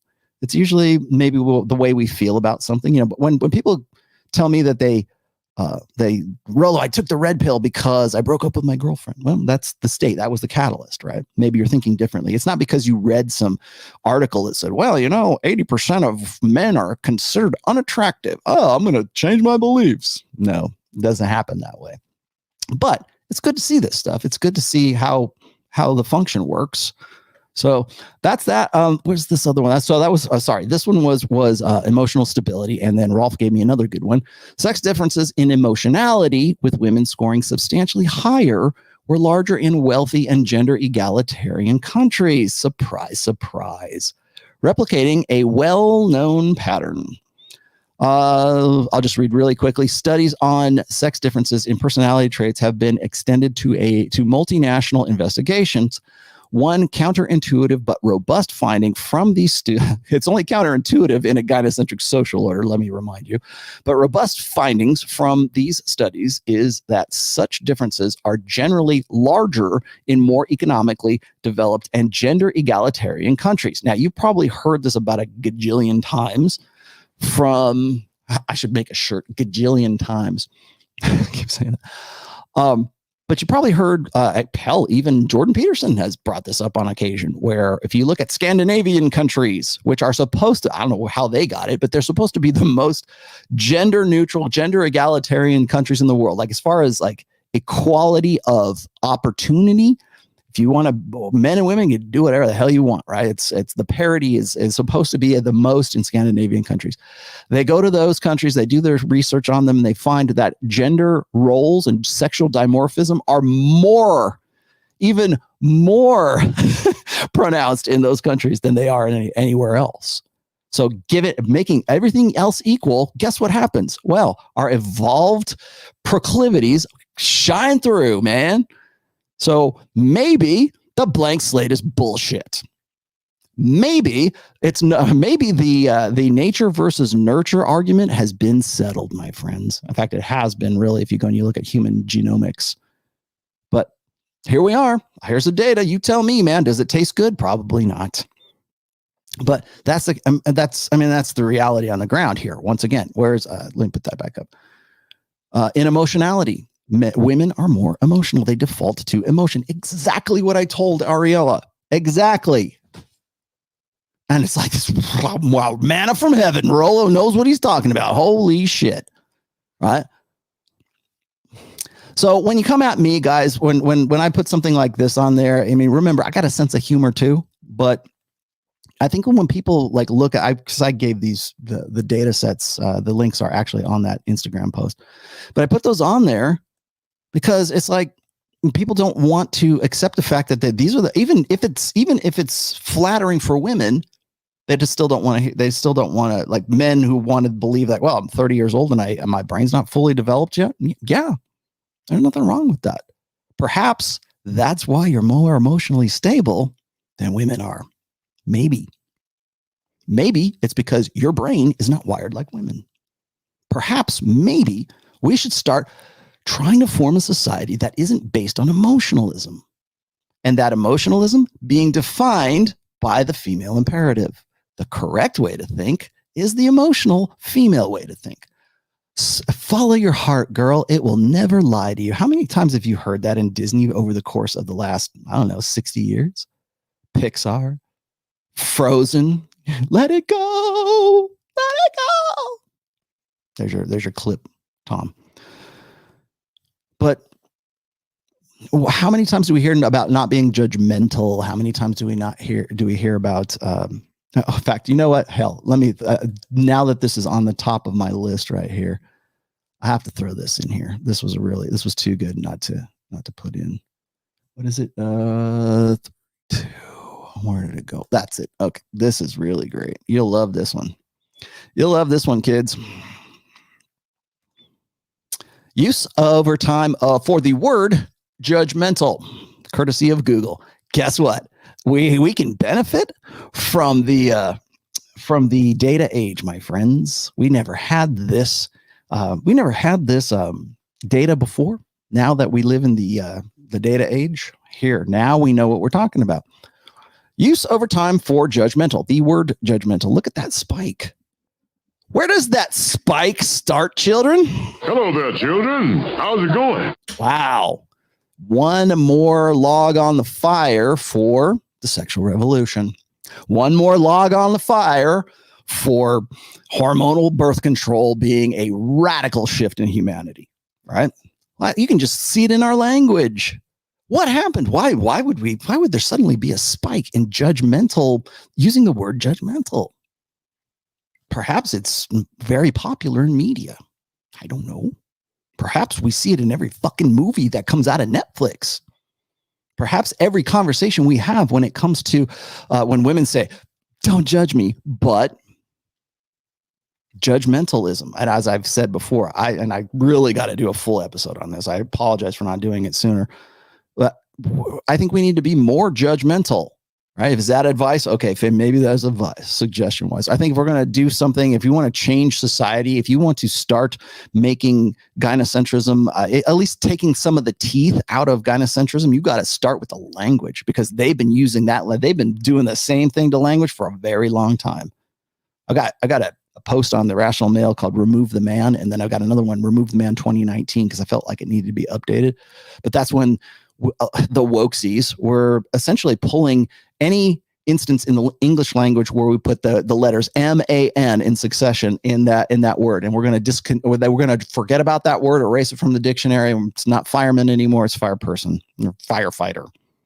Not mailman, it's postal worker or mail carrier. Now, those are just some stupid bonehead examples. There's a whole lot of other ones, but essentially what it is, it's removing the man from literally our language. I think it was it George Orwell says that if you can change, if thought controls language, and language can control thought, and that's really where that began. I'm paraphrasing. Don't quote me. Okay, so now that we've talked about that, we're going to talk about something else. We will get to single mommies here in just a second, but I do want to go through the emotional side of things here, because I think it's important to understand how emotion functions before you can get to talking about why is it that women make the decisions that they do in this new order, and why is it that they want to avoid the consequence? What are the practical consequences that they seek to avoid by clinging to the old order? Well, that's all based in what our understanding of emotion is and why we prioritize emotionalism above reason and why we prioritize the female experience over the male experience when it comes to interpreting our surroundings and doing the right thing is whatever works in the interests of women. Why is it that, why is it that we demonize players, guys who are basically following their mating strategy, unless the guy's hot, of course, then we don't demonize him, at least not as much.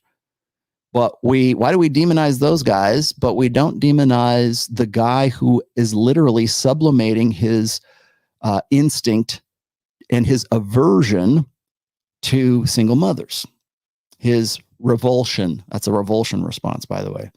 We have an innate revulsion response. Now, again, is it like, oh, single mothers? No, don't mean that. I mean, there's a hesitancy. There's an avoidance sort of psychology in men, because that woman who is a slut, who is easy, that woman who already has provably reproduced with another man, that guy is that woman represents an opportunity cost loss, or a risk of loss, right? Opportunity cost, meaning that if I get with her, I have to, like, when guys get with a single mommy and they say, you know what, this sounds like a good idea, I think I'll get with her.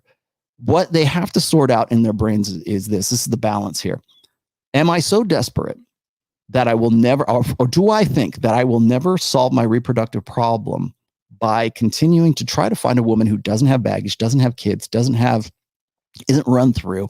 Do I do that? Or do I get with this woman right here who really is appreciative of me because I represent the resources she needs to take care of the kid from some other dude that she got knocked up with at 23 years old? That's the balance. That's the opportunity cost equation that guys in the 80 percentile, like the beta men, that's what they have to really contend with. Now, do they think in those terms? Absolutely not.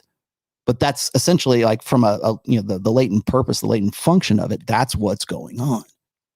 So your id, or what is it now? Your ego, whatever part of your brain that's sort of sorting those things out. Your hindbrain, your lizard brain, trying to sort those things out. Yeah, that is subconsciously. But in the meantime, you got social conventions that saying, dude, do it, man. She's in love with you. Who cares? Be a stand-up guy. You're not a stepdad. You're the dad who stepped up. You're noble. You're doing the right thing. Hell, you see that in all kinds of, I can't, usually this happens right around like Father's Day. And it's like, oh, I want to celebrate my dad. He's the stepdad. And my real biological dad was a piece of shit. And I have daddy issues because of him. But I've got this really other great dad over here. Well, your other great dad had to come up and sort of answer that question.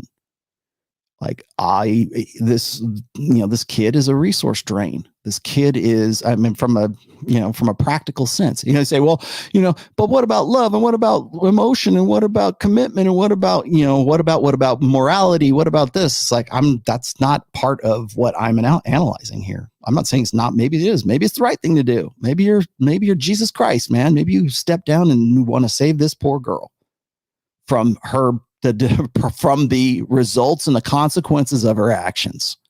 Trust me, that girl, when she was having sex with that guy to have his babies, you weren't even a thought in her brain. She didn't even know who you were, probably. And now you're going to step up and be the dad who steps up. Well, that's a judgment call. So let me back up off of that. The functionality of that is that this guy or this woman has already reproduced with a guy. All right. So clearly now, if you want to solve your reproductive problem, you now have to take on the added cost of another man's child, another man's genetics. Now you might say, well, who cares about genetics, man? What about our immortal human souls? I'm not talking about that. I'm talking about the equation here. Now you do the right thing. If you think it's noble, be my guest. But you're going against that evolved instinct to avoid that. And what is it that is promoting those ideas that it's the right thing to do to sublimate that every instinct in your brain that says, no, don't do it? Gut check, right? Listen to your guts. I think what's the height of irony is I'll get guys who'll go, well, I think it's the right thing to do is to get with a single mom. And she's really swell and she loves me and blah, blah, blah. These will be the same guys who'll hit me up and go, you know what? I think she's cheating on me. Should I go? ROLLO. my instinct and my guts are telling me that I should go snoop through her phone and her Instagram and her texts and everything. Should I do it? Where the fuck was that instinct when you were like deciding you're going to marry this girl? Like, you'll listen to your gut and your instincts for one thing, but you won't for another. Why? Because one serves the imperative and one doesn't. Because snooping through her phone, that's a cardinal. Are you so insecure? Do you not trust her? Okay. But that same imperative says you're a less of a man if you don't date single mothers. See what I'm saying? So both of those instincts are based on a primal, feral, Darwinian level. And they're in a gynocentric social order. It teaches men to sublimate those things. In fact, guys will gaslight themselves, as I've said before. They'll gaslight themselves into feeling bad for even having the thought of, I was going to look through her phone. I think she's cheating on me. My guts tell me that, and she probably is. And I want confirmation of it, but they feel horrible because they feel like they don't trust her. They feel like they should, like something in their instincts, their peripheral awareness says, go through her phone. And they feel horrible, awful at that. Well, the reason for that is because they've been conditioned over time to feel bad and to think less of themselves. They're less of a man for doing those kinds of things, at least in a blue pill sense, not in a red pill sense. So, but that's kind of like the internal quandary, because it's your feral nature to mate guard. It's your feral nature to be jealous. It's your feral nature to say, you know what? I don't want to get with a single mommy. She's already banged this guy. Let her, suffer her own consequences. But if you're the 80%er, and that seems to be an adaptive strategy for mating, well, maybe it seems like a good idea. And you know what? There's a whole infrastructure of social conventions that will make you feel better about yourself for doing so, for sublimating that. We can also say that about cuckoldry. Guys, I've heard this a million times. I heard this from Dr. Jeffrey Miller and his wife, Diana Fleischman, last name retained, and also very good friends with Jack Murphy. In fact, when Jack Murphy did his first podcast, I think he was one of the first interviews he did. Now, if you know anything about Jeff Miller and Diana Fleischman, I don't think I'm not doxing anyone or outing anyone here, because they are very vocal and have been on dozens of different interviews about their poly lifestyle, let's just say. Are they cuckolding? I don't know. Maybe that is cuckolding. And to me, it is anyways. I mean, from a logistical aspect, I suppose it is. But when I see something like that, I think people go, well, it's just your morality. Us intelligent people, we can do cuckolding because we can eroticize our jealousy instinct. And I will always say that is a bad idea, because what is happening? Similar to the single mommy effect. So my instinct as a man is to say, that's my bitch. And if she goes out on me, then she's not a good bet for ensuring my paternity. If she's a slut, then it means like I can't be 100% sure that the kid is mine. That's what it is. Now, Rollo's shaming. No, I'm not shaming anybody. I'm saying that's the nuts and bolts of it. That's the empirical data. That is the Darwinian purpose and function of that emotion. Jealousy. Why do guys get jealous? Why do women get jealous? They're different. By the way, those are gendered emotions. There's a different function for jealousy in men and in women.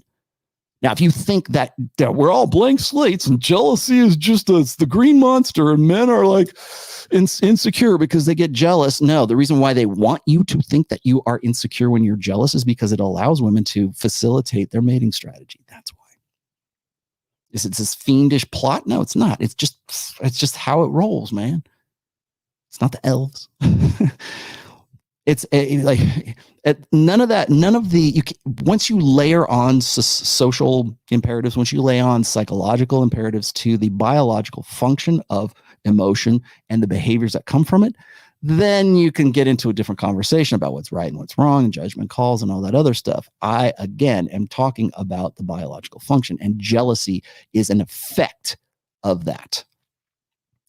Our ancestors as men, the reason why we're jealous today or we mate guard today is because the guys that came before us got jealous and they mate guarded as well. and it worked best. It was best practice for them, and it's wired into our brains. Maybe that's why it takes us 30 years to be fully developed. Who knows? Who is this guy? Who is this guy? But when you condition yourself to think, well, maybe I should sublimate my my instinct not to get with a single mother. Maybe I should sublimate my jealousy instinct and lean into it and eroticize it because I get off on watching somebody else rail my wife, right? You can definitely teach a human being to do anything. Anything can be conditioned to be normal. And if you keep constantly repeating that, what is it? Was it Goebbels? Yeah, Goebbels. You repeat a lie long enough, it becomes the truth. Well, that's true. Repeat it enough to yourself, and you'll gaslight yourself. And why is it a lie? Why does it make you feel uncomfortable? Why do these guys get upset when they think that their wives are cheating on them to the point where they want to snoop through their phone? Because it's a biological instinct, and they feel bad because they were conditioned to feel bad about thinking those things. That's a mind job, man. So that's well, here's a jealousy instinct. I was going to put this up later, but I'll put it up now. In line with previous, this is patterns of paternal investment predict cross-cultural variation in jealousy response. Okay. So some people get more jealous than others. They're trying to quantify, or at least qualify. We can qualify jealousy easy. We're quantifying it here. Okay. In line with previous work, we find a robust sex difference in the classic forced choice jealousy task. However, we also show substantial variation in jealous response across populations. Using parental investment theory, we derive several predictions about what might trigger such variation. We find that the greater paternal investment and lower frequency of extramarital sex are associated with a more severe jealousy response. By the way, that study I will definitely put up for you. What else do I got here? Is this on? Here it is. This is all okay. So here's Steve Stuart Williams, again, author of Ape That Understood the Universe. Why are some people more jealous than other people? Fascinating paper exploring the genetic and environmental causes of individual differences in jealousy. Again, I won't go through the whole thing, but this is part of the abstract that was on Science Direct here. Jealousy was 29% heritable and like that. How does jealousy become heritable? Well, it is. And non-shared environmental influences explained the remaining variants. The magnitude and sources of genetic influences did not differ between the sexes. Jealousy was associated with having a lower mate value relative to one's partner. So if you feel like you're lower on SMV, you're going to be higher on that jealousy instinct. Imagine that, just like Rollo told us. Imagine science verifying the red pill. I can't believe it. Having less trust in one's current partner, the instinct, the gut check, like I just mentioned, and having been cheated on by a previous or current partner. So now you got suspicion and you have caution. Does he think that might inspire mate guarding? And having more restricted sociosexual attitude and desire. So when people tell me, oh, don't you think that human beings are promiscuous? That we should not be monogamous and we should just go bang whoever we want. And my answer to that is no. No, I don't think we should. Spin plates, be promiscuous, sure, but don't be, again, there's a difference between poly and there's a difference between spinning plates. And I try to make that as fundamentally understandable as possible. That's it right there. So when we talk about like, don't you think people should be promiscuous? And it's the Jeff Miller argument. Well, we have to embrace our human nature, and monogamy is just a social construct. No, it's actually an evolved, certainly a social construct, but it's an evolved strategy for parenting, for bringing for nurturing a child from infancy to adulthood. Does it last forever in your whole life? Well, it depends on what your culture is. But we're promiscuous by nature, but we're monogamous by need and really by choice. If you think about it, we have to be. We have to have a parental investment, because if we don't, in our ancestral past, women would die and men would just bang women and move on to the next, right? Ejaculate and evacuate. So there has to be a compromise between the two. Unfortunately, that compromise was broken in 1965, courtesy of hormonal birth control. Now it's all one-sided. And then what was this one? Sex differences in jealousy in weird. By the way, weird cultures are this. It's Western, Western educated industrial. Oh, God damn it. I forget the R and the D. Somebody give me the R and the D. Anyways, this is an acronym for Westernized cultures. Men more than women in every culture indicated greater upset about a partner's sexual than emotional infidelity. I mentioned this on the last show. I think I may have even read that on the last show, but there's a gendered difference between jealousy, and I will show you how that is. That one is this. No, we'll get to that in a second. And we'll get to that in a second. When it comes, hold on. I got to scroll down. Okay. So when it comes to gender differences in jealousy, what do you think is more important for men? What triggers jealousy and more intensely for men? Infidelity in the physical sense. Did you fuck him? Did you fuck him on the couch? Did you fuck him in our bed? Did you fuck him on the kitchen table? Did you like it? And there's this sort of, there's a graphic need to know what happened for guys, because that is really like when I talk to guys who have broken up with a girl, and it might not have anything to do with infidelity whatsoever, but that girl gets another boyfriend later on, and guys will say, Rollo, I can't stand it anymore. I can't stand it. I'm having these nightmares. I can't stand the thought of thinking about her sucking that guy's dick. I can't stand the thought, even if they'd never had sex when they were together, or it wasn't a result of infidelity. That's the obsession. Why is that? Well, he must be insecure. No, that's not enough. It's not, he just needs to pray about it. Oh, he just needs to, read men are from Mars and women are from Venus. No. What's the function? Why is it that you're obsessed about that? Because it is more important for men to ascertain whether or not that woman is now, tainted, right? Has the potential of being impregnated by another guy that he had endured, had the compromise of that opportunity cost of getting with other women. See what I'm saying? So for men, it's the strategy, of course, is unlimited access to unlimited sexuality, ejaculate and evacuate, and get with a good girl that you want to parentally invest in. And then you can make a compromise between your innate sexual strategy versus a compromise with her, because that woman needs you to invest in her and invest in the family and invest in the child and parentally invest, right? Well, that comes at a cost. What's the cost? Your innate mating strategy.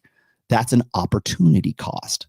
So if you're with that girl for 1 year and then later on she leaves you or whatever and she gets with another guy, it's not the year, it's the potential that year had with getting with other girls, with getting with a girl who actually would consolidate on you and have, be with you, whatever your thought of monogamy is, right?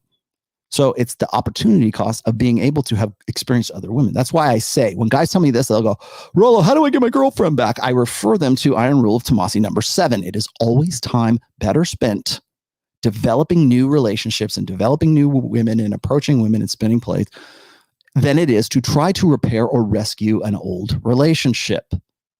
Because there's always going to be that part in your head where you go, well, we broke up before. Why did we break up? Why was it an issue then? And now suddenly she loves me.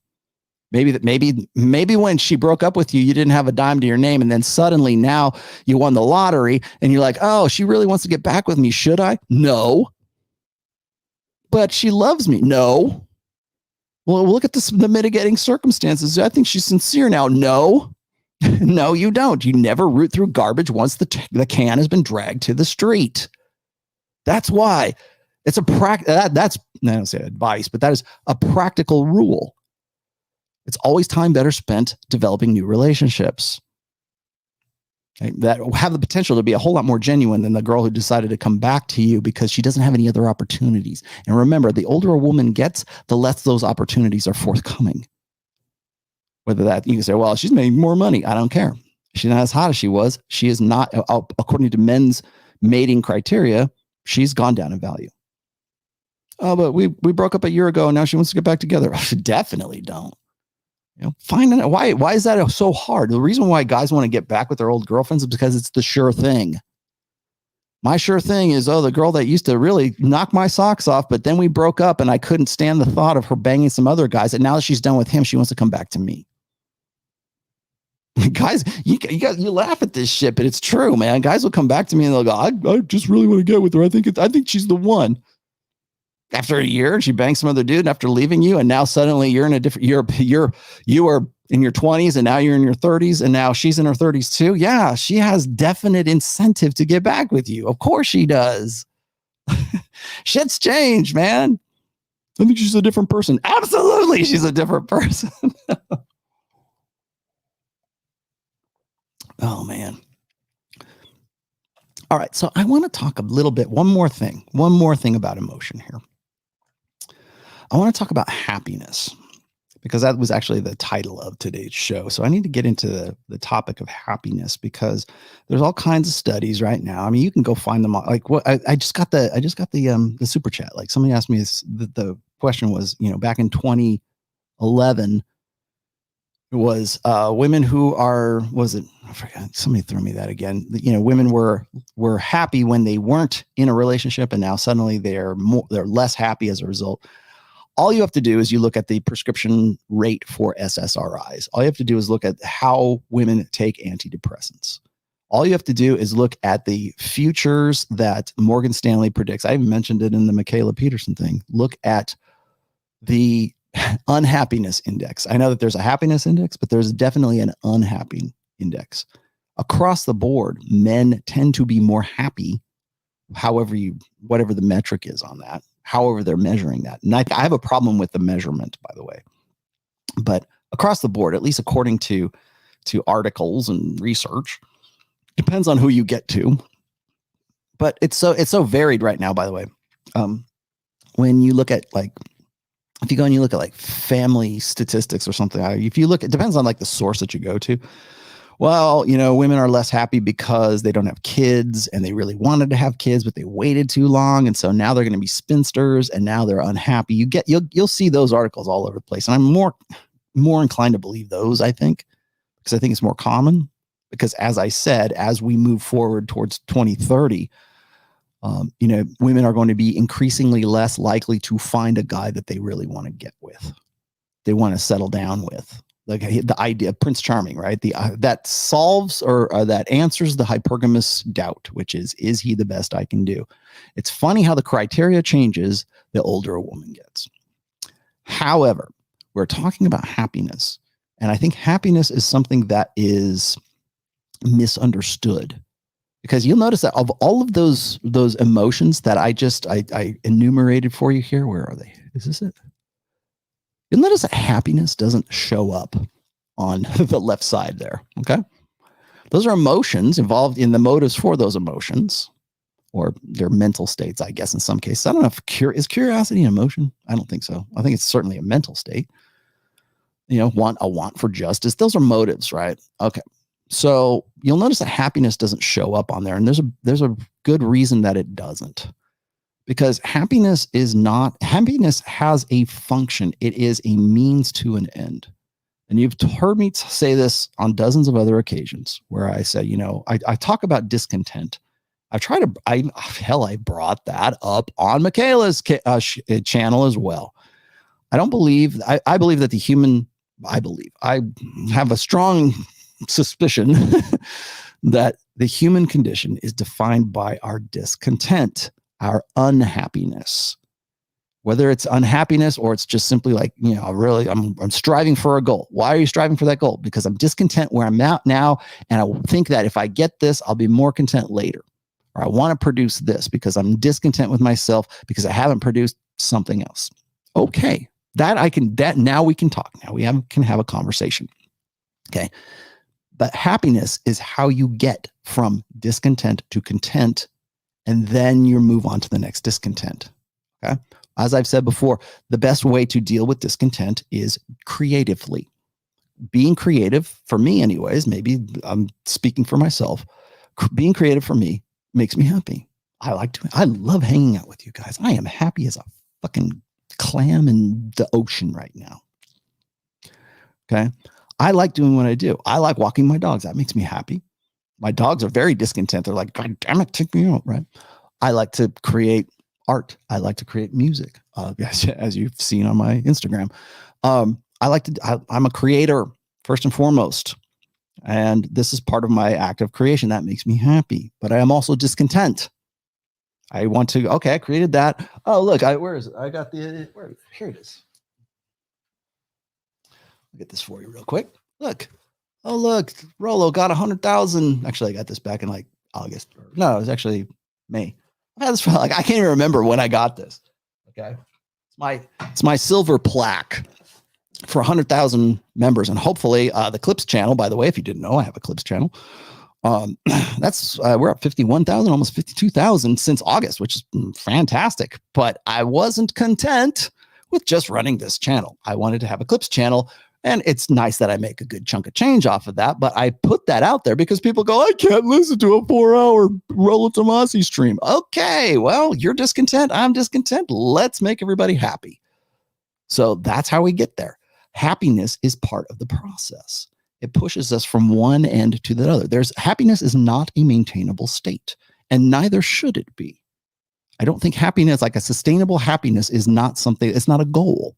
It's a means to an end, and I'll show you why right here. Happiness as approximate goal. Here, this is, sorry, let me throw Robert Henderson, who I hope will accept my invitation and come on this show soon. Rob, if you're watching, I DM'd you. Human emotions evolved because they generally work to confer evolutionary benefits, surprise, surprise, to us, helping us to ultimately increase the likelihood of survival or reproductive capacities. Happiness is not an end goal. It is a means to an end. So let's continue. This is from that study that I'm quoting him, but this is the study he had. From an evolutionary perspective, human emotions evolved as they have because they generally work to confer evolutionary benefits, as I showed you right here. Those are the evolutionary benefits. Got it? Okay. Now then. I love this one because they generally work to confer evolutionary benefits to us, helping to ultimately increase the likelihood of survival or reproductive capacities. See guitar, glass, gear, blah, blah. Okay, those are the studies. Just as anxiety evolved to help motivate adaptive behaviors, happiness has also evolved to help motivate adaptive behaviors as well. If you look at things that make people happy, you can quickly see that they generally map onto outcomes that would have, on average, led to increased probabilities of survival or reproduction for our ancestors. Here's a short list: food, sex, engaging in fun times with friends, success in social contexts, and task completion. Sound like creative ways of dealing with discontent? Does to me. In broad strokes, we can easily see how these kinds of outcomes not only have the capacity to lead to happiness, but also have clear benefits from an evolutionary perspective. The evolutionary take on happiness then is essentially this: happiness is an affective state that motivates us to engage in actions that are likely to lead to outcomes that would, on average, lead to increases in the likelihood of survival or reproduction. In evolutionary parlance, I invoked a lot of parlance. We would say that happiness is a proximate outcome. So it's why you're doing something. It's the proximate reason. It's like reproduction is the ultimate outcome versus the proximate, which is that girl is really hot and I really want to bang her. It matters and it's nice, but it's not the ultimate evolutionary outcome. Continued. From an evolutionary perspective, ultimate outcomes pertain to outcomes that bear on increases in the likelihood of survival and reproduction. Thus, we may be thrilled to have a piece of chocolate cake on the table in front of us at a birthday party, but that momentary happiness is not an end goal in itself. We evolved to be happy when presented with rich food offerings because our ancestors, who were motivated to find rich foods, were more likely to eat and thus survive and reproduce. Happiness then, like anxiety, is an affective state with the primary evolved function of motivating us to engage in behaviors that would have led to evolutionarily adaptive outcomes under ancestral conditions. Happiness is not a goal. It is a means to an end. That is something I would have. If you want me to say, well, what should I learn? What's the advice here? Learn that. Learn this right now. Happiness is not an end goal. It is a means to an end. It's what motivates you to do things. You might say, well, I'm content because I got where I want. Yeah, you're content until you're not content. And there's nothing wrong with that.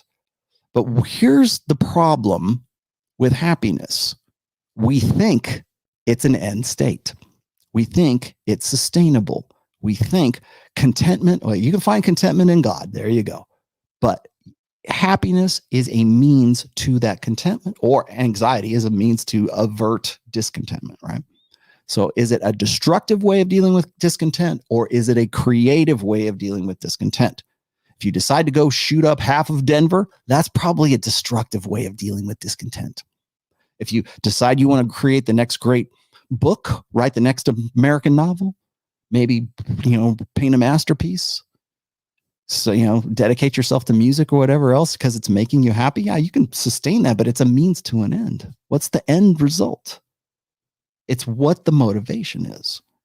So when people say, well, we need to find joy and happiness and we need to, it's not sustainable, nor should it be sustainable, because that leads to stagnation. And I think that needs to be something that guys really sort of wrap their heads around, certainly going forward in 2022. Keep that in mind, because the women that you deal with believe it is an end state. That's why women are unhappy. Thank you, Dalrock, for that. They're unhappy. He's not meeting my needs. Well, her contentment is now your responsibility. Her happiness is the litmus test for a good husband. You got to work on your relationship. Well, what is the end goal? Like, how could I make what's a good relationship? You make me happy. You will not sustain happiness for women ever.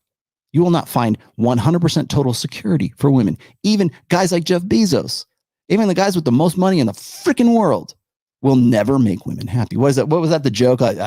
Chris Rock, you can fuck a woman with a diamond dick and she'll still complain. That's too hard. that was really, it's genius. And we laugh at it because we go, I think on some level of consciousness, we understand that there's no such thing as contentment. There's no such thing as happiness. And that's not a bad thing. It's okay. That's what makes us better. That's what improves us. I'm not happy being a fat ass. I got to go get in the gym. Okay. Now that you're not, okay, poof, 2 years later, now you're not a fat ass and you're in shape. Great. Okay. Well, what am I going to do with all this muscle and this, juicy as fuck, right? Ripped and juicy, tan and juicy as fuck, right? And Robert Frank, go look him up. What are you going to do with it now? Well, what'll make me happy? Looking like this. Yeah, banging a lot of hoes. And then you get to that point where probably John from Modern Life Dating is at right now, where it's like, okay, I've solved the mystery of women and I'm discontent. I've been content, but now I'm not content. Okay, where do you move from there? What's the next step? Well, you can go take the God pill, or you can go try to find but you can try to find some contentment, or try to find the next project or the next goal that you're going to work on. And that's what I do. That's what I will always do. I'll be as creative as I possibly can and make a dent in the universe by being discontent. It's not a problem. I have no problem with being discontent. I'm never bored, by the way, because I've accepted that. You want to know what the secret of avoiding boredom is? Accept the fact that you're always going to be discontent. Even if you got a doctorate degree and whatever, there's another degree you want to get. There's another mountain you want to climb after that. Good. Please do. Keep going. Do that. Fight injustice, climb a mountain, get a degree, paint a masterpiece, whatever it is. Fuck a hot chick. I never fucked a centerfold. Oh, come on. Until you do, and then you're like, what's next? But understand that it's a process. Happiness is a process. Why are women all on SSRIs, antidepressants? Because they want to be happy and they're not happy. Why do we sedate ourselves? Why do we live in our escapes? Because our shitty life sucks and we want to be happy. Happy. You will never make a woman happy. But we live in a society that says it's your responsibility to make that bitch happy. Fuck her with the diamond dick. It's your responsibility. And if you can't please her, then you're less of a man. That is some fucked up shit, man, because we base our society on an emotional standard that men are not equipped to relate to. As I said in the Ariella thing, we're not equipped for that. Our brains don't function the way that women's do, but we've developed a society in the last 60 some odd years that says you're stunted, you're retarded. There's something clinically retarded because you don't think the way that women do. You don't have friends. You don't make friends. You don't talk like we do. Boy, if you just got in touch with your feminine side, then you'd be a more perfected human being. No, fuck you. I'm already a guy. I'm perfected as it is. I'm perfected right now because I accept the fact that happiness is a passing state. It is something that gets me from point A to point B. There's nothing wrong with that. I'm happy in knowing that. In fact, I'm like happy as a pig and shit.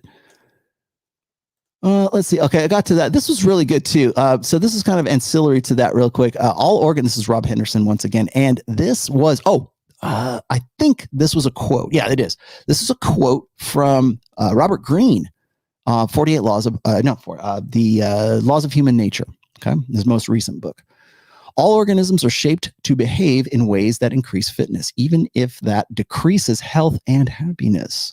So sadness and depression and anxiety, by the way, like unpleasant emotions, are also serve a similar function to happiness. Okay. Our emotions benefit our genes far more than they do us. Understand? All organisms are shaped to behave in ways that increase fitness, even if that decreases health and happiness. Did you ever desperately want to have sex with someone, even though you knew that could lead to disaster? Most people have with some dire consequences. What do they say? Danger and delight grow on the same vine. Most people have with sometimes dire consequences. Then there are the rest of our desires, the inevitable suffering because they cannot all be fulfilled. We want badly to be important, rich, loved, admired, attractive, and powerful for what? The good feelings from succeeding are just about balanced by the bad feelings from failure. Our emotions benefit our genes far more than they do us. It's because those emotive states are means to an end. You people will really hate me for saying this, but again, the jury's still out on this. I'm just connecting a dot here for you. But depression, and yes, it is real, Andrew Tate. Depression actually serves an evolutionary function. Depression, passivity, cowardice even serves an evolutionary function. Live to fight another day, right? Depressed people tend to not post up on people who would kill them, who would kick their asses had they found some sort of, gumption to do so. So when you talk about depressive states, anxiety, really what that's essentially in the sense that happiness is something that motivates us to something else. That's also something that, like anxiety, depression, bad feelings, either are meant to motivate us out of that, or they're meant to warn us or to, caution us or suppress us from doing certain things that would and otherwise lead to us being killed and our DNA not being passed on. Those are very important concepts. This is like X level red pill. Okay. This is like stuff that you really have to wrap your heads around so you know why your behaviors are what they are. This belief in the soulmate myth wraps right into the idea about a sustainable they lived happily ever after. Really? And that's how we're going to end the story. And they lived happily ever after. They were star-crossed lovers, and they saw each other across the high school gym at the homecoming dance, and they got together, and they realized they were soulmates, and they lived happily ever after. Would you buy that book? Probably not. Conflict is what makes a good story. Overcoming difficulty, what's the conflict? Oh, they lived happily ever after. You wouldn't buy that. Here's what would you rather read? Would you rather read a story about a guy who lived a shit life and came up, overcame his obstacles and overcame like maybe a disability or whatever? I mean, the guy who goes from zero to hero. Or would you rather read about the guy who goes, well, once upon a time, there was a guy and he lived a pretty average life. He came up in the suburbs of Ohio and he went to college, got a degree, found a girl who kind of got a little pudgy, but she's all right. And they had 2 kids and a golden retriever in the front yard, and they lived happily ever after. Which book are you going to buy? See what I mean? You'll probably be more happy, more engaged listening to how this guy in his shitty life came up and threw a cog in the machine of the Rage Against the Machine than you would about the guy who just, he was a guy who had a pretty good life. Delta male, right? He just did what he's supposed to and everything worked out for him. Nobody wants to read that story. Nobody wants to see that movie, man. Human emotions evolve because they generally work to confer evolutionary benefits to us, helping us to ultimately increase the likelihood of survival and reproductive capacity. Okay, that was the same one. Sorry, my bad. Did I get to all of these? I think I did. So anyways, I felt like I needed to talk about happiness a little bit because I think guys, particularly beta males, when they get into a relationship, whether you've married a single mom or you found your girl, my high school sweetheart, if you are living to make that girl happy, in fact, guys take pride in that. It's like a virtue. I do everything to make the little lady happy. I got to go ask the boss, right? If that's you, this is where you're at. You don't understand the fact that happy is a transitory state. And it serves a purpose, and it's great when we're happy. I love riding my snowmobile. It makes me very happy. I might feel better about myself. Maybe there's an ultimate goal to that, right? Maybe people go, oh man, Rollo rides snowmobiles. Oh, I like him a lot better now because he does that. I get off on it. I love it, right? Or I fish, right? Or I paint miniatures. Thank you, Sydney, for revealing my deepest, darkest secrets. So anyways, the point being is that happiness is not a state that you can sustain. And I think that once you realize that, I'm not getting Buddhist on you or Zen or anything like that. I'm like, oh, just eliminate all desire. You can't. You're a human being. Sorry, that's not how the machine's built. Or Jordan Peterson. Oh, well, we just have to, life is suffering. We have to find ways to sort of reduce that suffering. Fuck you. It's not about suffering. It's about being happy in the process. You don't find happiness in the goal. You find happiness in the maybe you do at the end for a little while, but you find happiness in the process. We get off on like putting things together, right? We get off on the construction. We get off on even women when they're talking to like other women. It's like they get off on conversation. Well, conversation makes them happy. Why? Because increasing networks and status and all these other, where to go? Here it is. Because we can build this stuff with an enjoyment of communication, right? I mean, at least certain aspects of that anyhow. There might be. You could probably make a few connections to the functions of that. Sure. Why not? All right. God damn it. You guys are crazed lunatics in the chat. I will catch up as best I can. Oh, by the way, I'm going to go get you the link to this really quickly. So big announcement, at least for me anyways. I think it's a big announcement. My big announcement is that tonight, well, actually, probably tonight for you, in about 30 minutes, there is a show that is on Rock Rage Radio. You can go get the app, by the way. Actually, go do that now. Go get Rock Rage Radio app on iTunes or whatever and load it up. There's a show on there, and it is called Pure Rock. What the hell is it? I'm trying to find the thing here. Hold on, because we're up for an award for my band, Trial of Ascension, which I enjoy doing, right? It makes me happy to do it. Anyways, in about half an hour, they're announcing their EPs of the year, and Trial of Ascension is on the list. So I just wanted to make you guys aware of that. Actually, let me grab it. I think it might be on our. It would be, I have to put this on here because if I don't,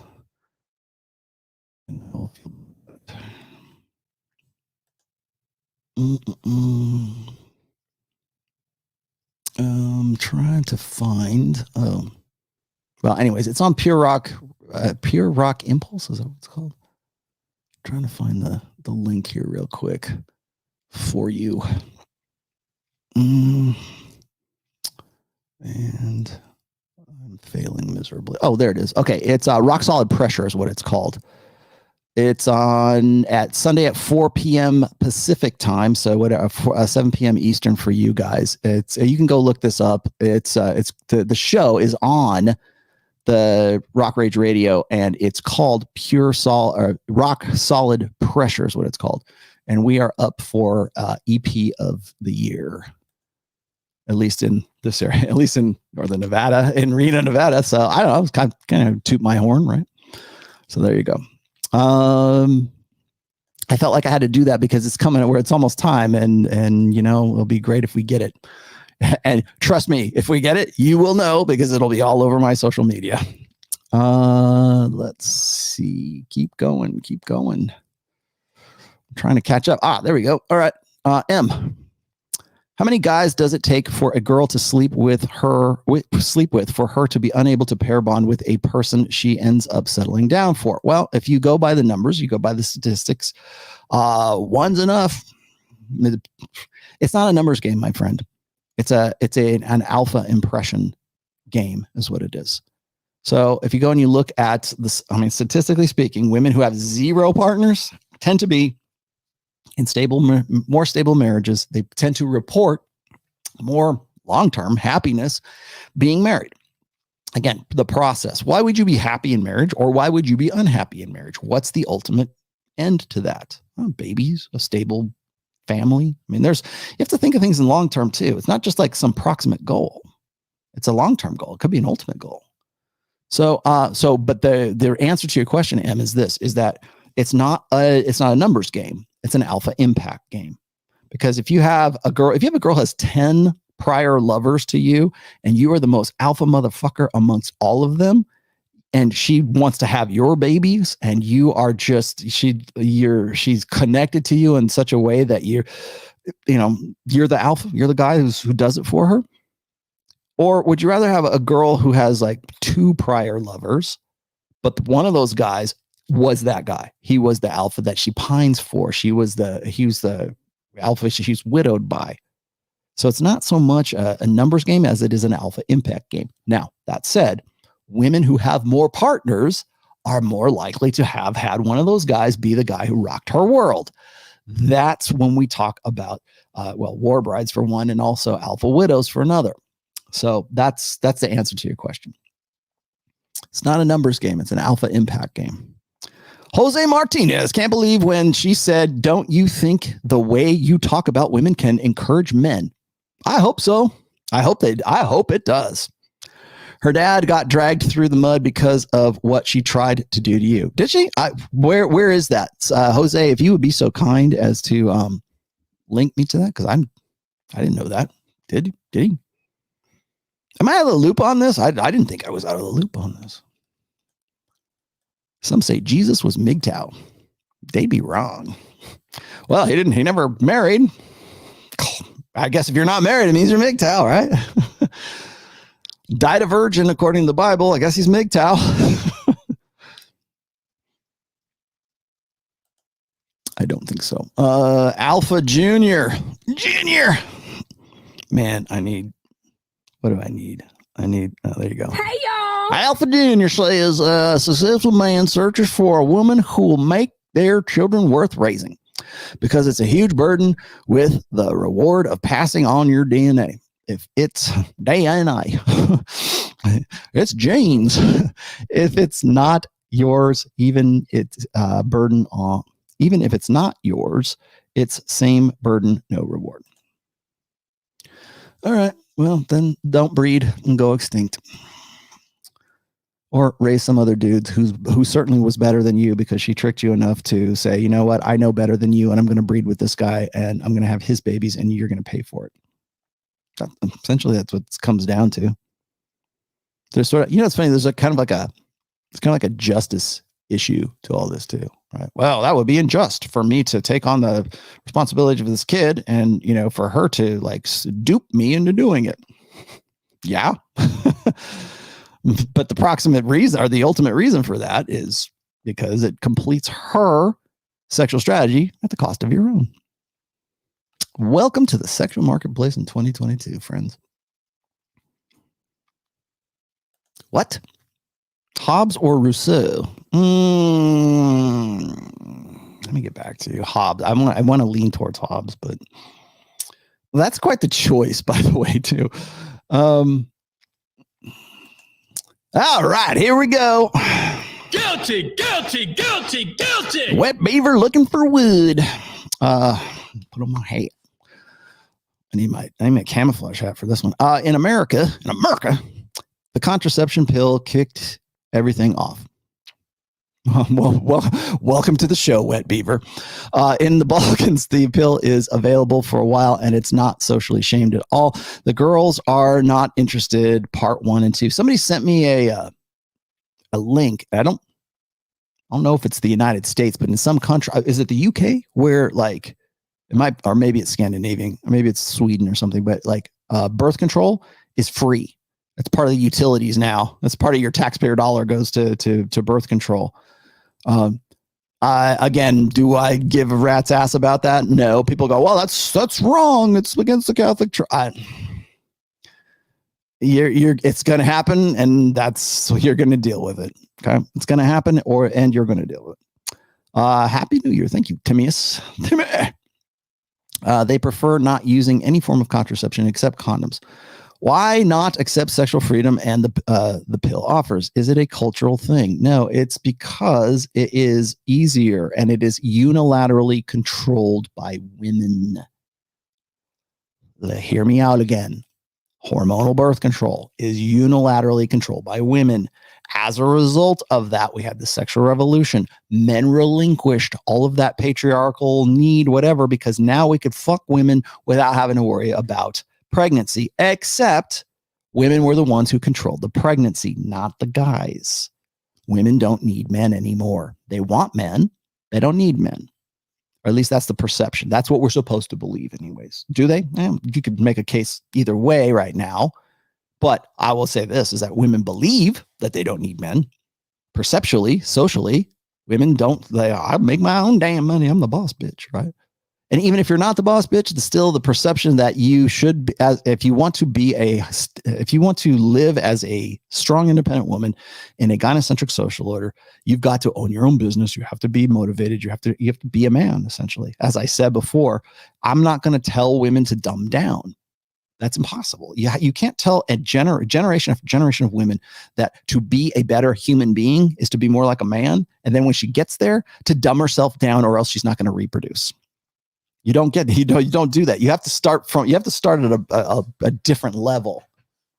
You're not going to convince 2 generations, 3 generations of women that that's what they ought to do. So what's the outcome? There's going to be a lot of lonely women. There's going to be a lot of guys who are incels and aggravated and angst ridden. And so when you see something like pornography online being free, ubiquitous, 4K streaming porn anytime, anywhere, that's meant to be sort of a safety valve. It's to let off the pressure, right? For guys who know that they're going to go extinct. Their genetic line dies because they're not going to reproduce. Shit. Well, I don't want to. I don't have to. Well, you don't have to, but that doesn't change the fact that all the guys that came before you that successfully reproduced, all of their efforts are for shit. Mr. Incel, Mr. Hikikomori, Mr. Frustrated Guy. Wait, hold on. God damn it. I got to keep backing up for these good ones here. We're never going to score. Yeah. And you're never going to pass on your genes. What was this? Wet beaver. They prefer not using any form of comfort. Okay. Yeah. You got it to me. Well, okay, fine. But the only choice that men have when it comes to reproduction is slip a condom on. Effectively, let's just be honest here. And yeah, maybe you are very, very on top of your game. You're like, oh no, I'm going to have sex with her. I'm going to get off. I'm going to take that thing, take that rascal and throw it in the toilet and flush it down the toilet. Yeah, for a while. Rollo, can you do a show about addiction? I have. What kind of addiction? You mean like love addiction, or like alcoholism, or like drug addiction, or like porn addiction, whatever that means? I could. You want me to? Okay, I'll put that in the great big book of everything for 2022. It's the great big book of everything with everything inside. You guys probably don't remember that show. Good night. You guys have been crazy in the chat. You know, I get rolling and I get monologuing, and then you guys lose your shit in here. I'm glad you're talking, though. I want to encourage engagement between the people who are in the chat as well. I'm glad you guys do this. There's no way in hell I wonder how many chats are going to be here. Like 1 million? Because that's what it's looking like here. Thank you, Bobby, for your 390, whatever MYR is. Is that Myanmar Republic? Am I right about that? Do they have their own currency? Anyways, thank you, Bobby. Ricky Bobby in the Myanmar Republic. See, that's the reach. That's the international appeal of this show. And here I am in Reno, Nevada. Let's see what else. God damn it! It's funny is Sam Bada is keeping track of these chats for me, and I'm trying to go back in time, and I can't keep up. Rollo, could you speak your thoughts on the data about step parents and the 100% increase in likelihood of abuse towards a non-biological child? All right. So I'm gonna read something for you guys here in a little bit. I will cover that in just a second, but just briefly, Chris, there are parallels between infanticide in humans and infanticide in like primates as well. Hell, you can even do it in lions, right? Once that alpha male has been deposed by a rival, or maybe even a coalition of betas from within that tribe or that clutch or that whatever it is, the pride. What happens then is the new alpha that takes over that tribe or that pride, whatever it is, then kills off the infants of the prior rival alpha. And that has the effect of sending the females in his new harem into estrus, so he can reproduce with them. Feature, not a bug. Oh, that's horrible. They're killing the babies. They're killing the little lion cubs. They're killing the little baby chimps. Yeah, it sucks, man, especially for the chimps. But it's evil, and it's not evil. It is what it is. Yeah, maybe it is evil, right? You know, what's funny is when people talk to me about like, oh, I think there's this cult of Molech. I hope I'm pronouncing Molech, worshiping baby eaters. And they toss their children on the fire in front of this golden statue, and that's what they're worshiping. And okay, the reason why that's offensive to you in the first place is because of that dynamic.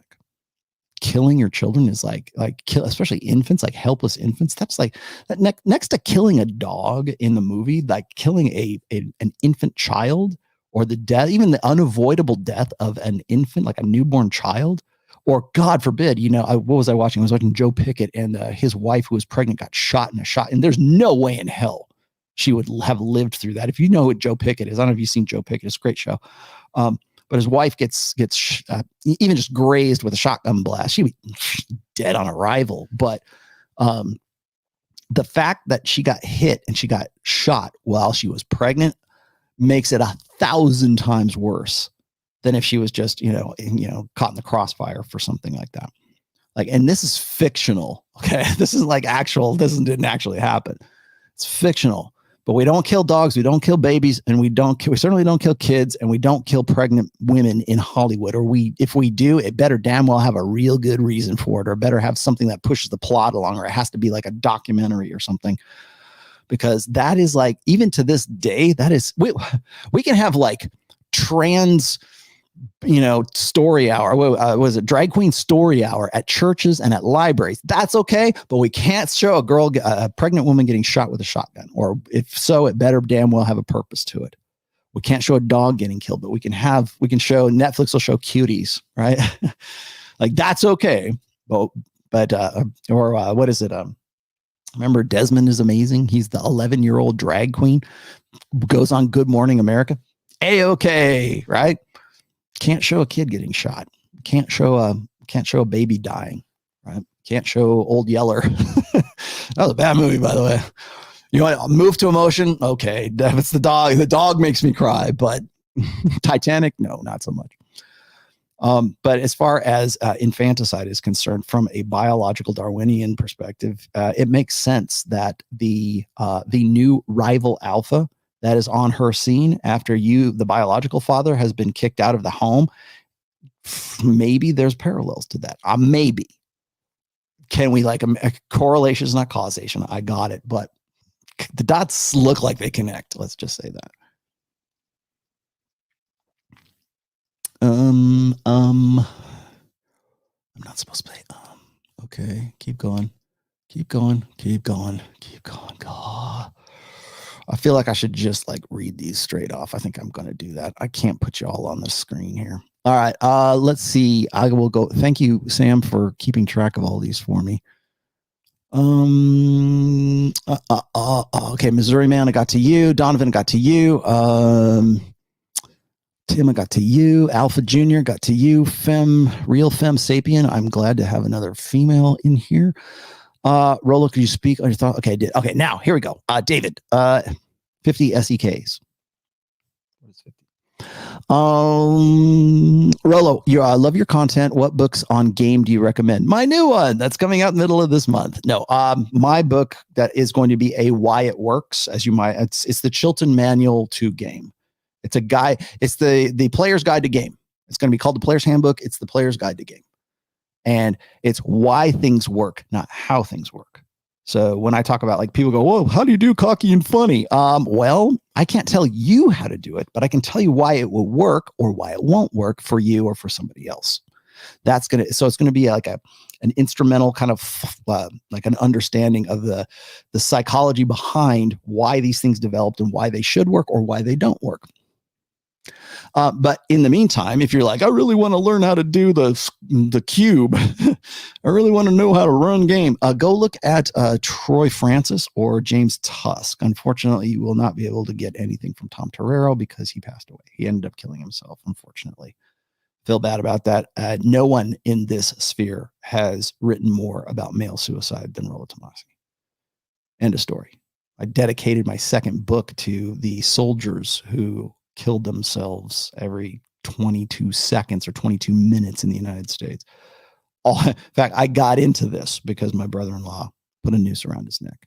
So I feel and Tom was actually a good friend of mine. I talked to him personally. I've done his show when he was doing his own podcast. I counseled him for a while back in 2015, 2016.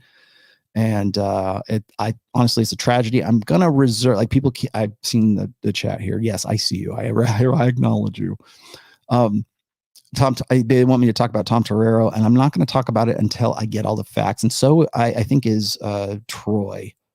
And Pat Campbell really hit me hard, but I knew it was coming. Whereas with Tom, it was a little different. And people are saying that the catalyst for his suicide was a hit piece that was done in the Newsweek.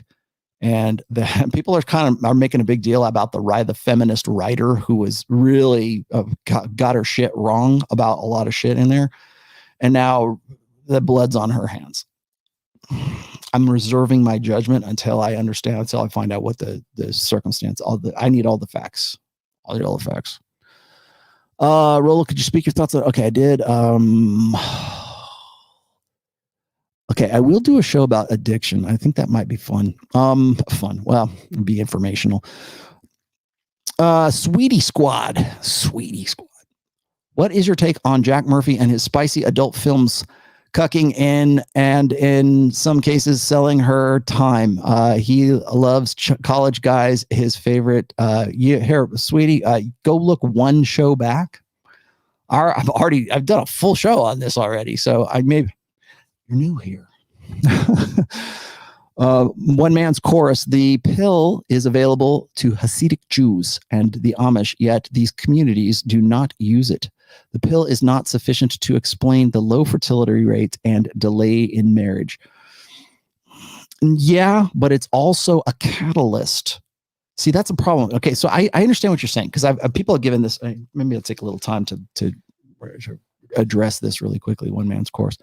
So I think a lot of people, I've heard this argument before. Well, just because they have access to the pill does not necessarily mean it was the motivator for a societal change. Now, usually I get this from people who like skip to the part where they talk to me about the elves. Now, I'm not saying that's you, but that's usually the conversation that happens. Now, the other part of this is like, okay, that's fine. Does that necessarily, first of all, two questions. One is, does that necessarily imply intent? Is it the Illuminati? Is it the Molech eating baby eaters, right? Is that them? Or is it just the fact that we want to fuck?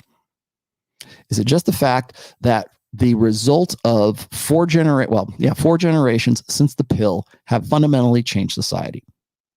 Is it, I try to explain this to Elijah, by the way, because Elijah threw this at me. He's like, well, whose benefit does this, does this happen for, right? He wanted me to sort of follow along with whatever the popular conspiracy theory was at the time. It's the Illuminati, it's the elves, it's whatever, right? It's the Rockefellers, right? It's feminism was created by the Rockefellers or whatever. And my response to that is, none of that matters if humans aren't humans. None of that matters if human females don't find some sort of benefit in being able to be the sole controllers, the unilateral controllers of the human reproductive process. And none of that matters if men don't want to fuck women. None of that matters if the human machine isn't what it is. So I tell you what was funny is when I was trying to talk to Elijah about this, it's like, again, this is like the first time he's ever heard this. Most people want there to be some, global conspiracy. They want there to be an Illuminati. They want the fiendish Svengali master twisting it. We finally got them on the pill. That they want someone to blame. They want something to focus on, right? It's those guys. It's the other guys. It's the tribe. It's the communists. It's the elves. It's the whatever it is. They want to be able to point to something that's outside that. If we could just get rid of that source, then we could live a better life. When I talked to Elijah, I said, why does there need to be that? Because a more uncomfortable answer that I don't think anybody really considers is maybe it's just us. Maybe we're just fucked up. Maybe that's just what we're at. Maybe we're at a point right now where, technologically speaking, and I tried to make this case even with Sydney, maybe we're just humans. Maybe that's just what the fuck we want to do. Well, why do we have such degeneracy? Because we're human beings and we're prone to degeneracy. Why does there need to be, the Svengali master behind the curtains? When it's us, when it's me, when it's you, when it's everybody else. If you were like, people have asked me this before, Rollo, what would you do if you were a chick? If you woke up tomorrow and you were a female, you know what I would do? I'd start an OnlyFans account, man. I'd be the fucking top earner on OnlyFans overnight.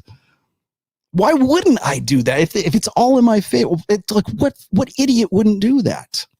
Well, there's morality and there's choices and there's consequences of choices. I get it. Yes. But from a functional practice, I understand why women want to do OnlyFans. I understand why women love feminism. I understand why, understanding women's nature, I understand why women, being the vulnerable sex, resort to victimhood status all the time in so many variety of ways. I understand why. Does that mean that there is some fiendish plot behind the throne, to say, oh, well, here's why? It's this there's a little imp, little devil behind. No, that's us, man. That's them. That's women. That's men. It doesn't people say, well, how come you don't think about the Illuminati and the elves and whatever else? I'm just like, the glowies. Because it's us. It's humans. It's us. We're fucked up. We're stupid. We're average intelligence. We're easily manipulable.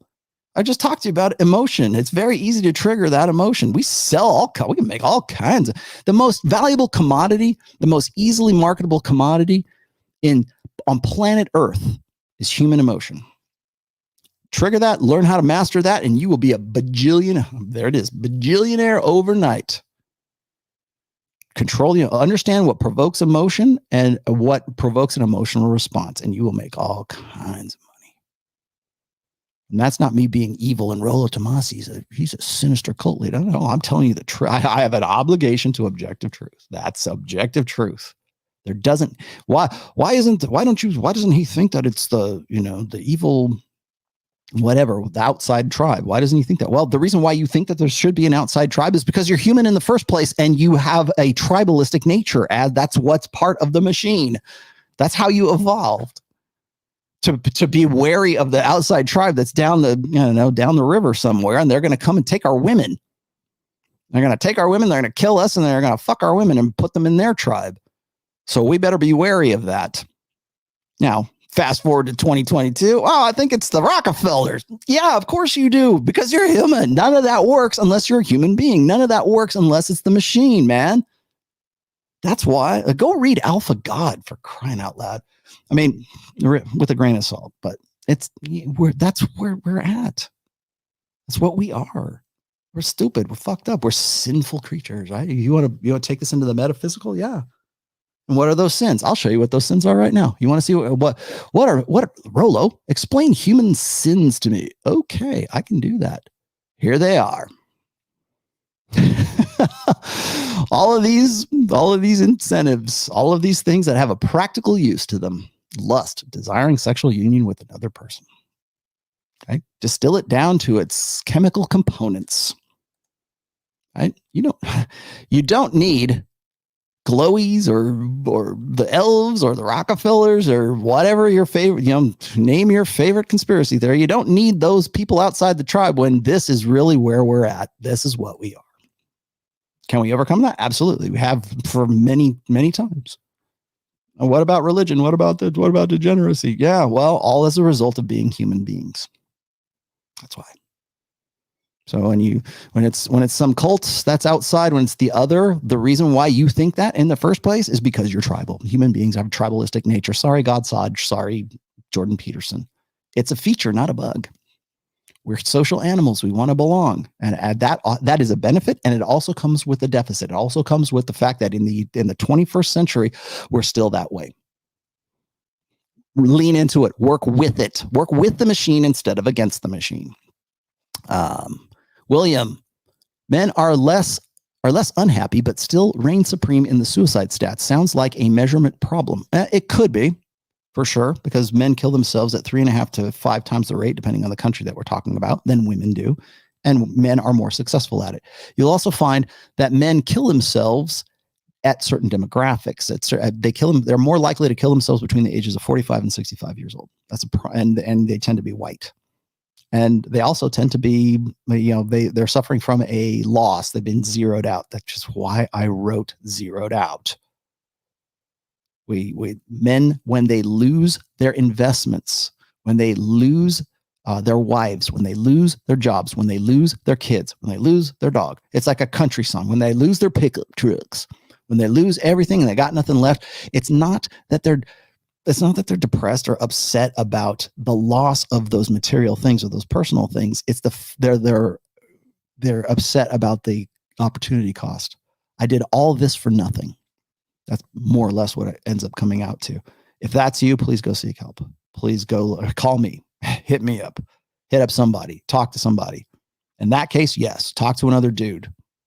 If you're zeroed out, it would behoove you. It will save your life to talk to your best friend, or it'd save your life to talk to somebody who's been zeroed out themselves and come back from that. That's really the measure of a man, in my opinion, anyways, is your ability to bounce back from being zeroed out. And trust me, you will be zeroed out probably several times in your life. But it's one thing to be zeroed out at 18 than it is to be zeroed out at 68. Bob Dole. Don't catch you live. Yeah, because you're dead. Didn't Bob Dole just die? Love the content. On topic, it amazes me how genuinely confused single mommies seem to be that the men they want aren't jumping at the chance to raise another man's kid. Of course. Of course they aren't. Let's see. Marwan explains why there are less depressed people in the third world countries. Yeah, because it's either, I know people will talk about suicide rates and depression rates and this kind of stuff, but you're right. Don't tell me about that when the rest of the world is fighting to stay alive.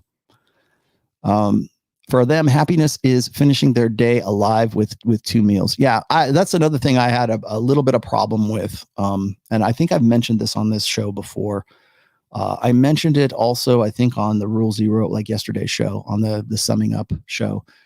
I did a video with myself and Sterling Cooper and Justin Waller in Lake Tahoe back in October of last year.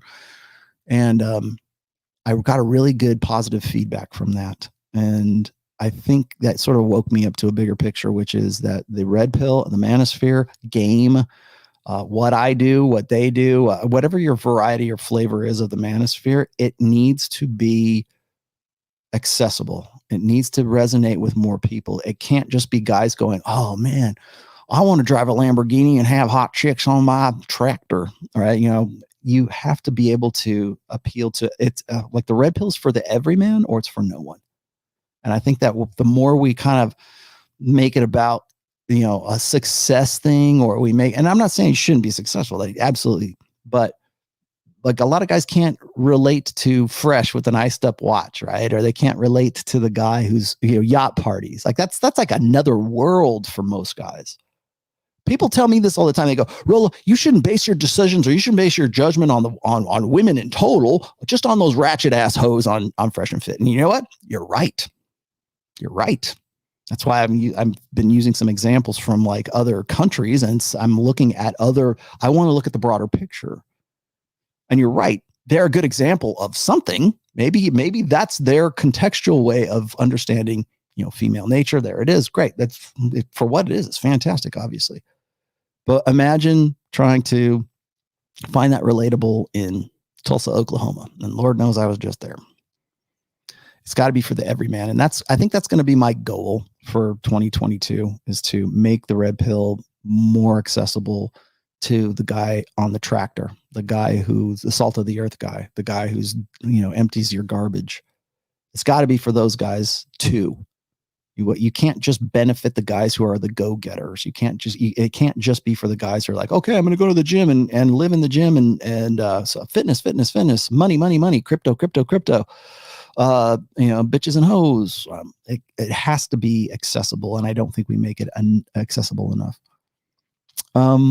Jimmy in Dallas, you'll never make a woman happy, but Sterling and company always talk about how Mrs. Tomassi is your biggest fan. Yeah.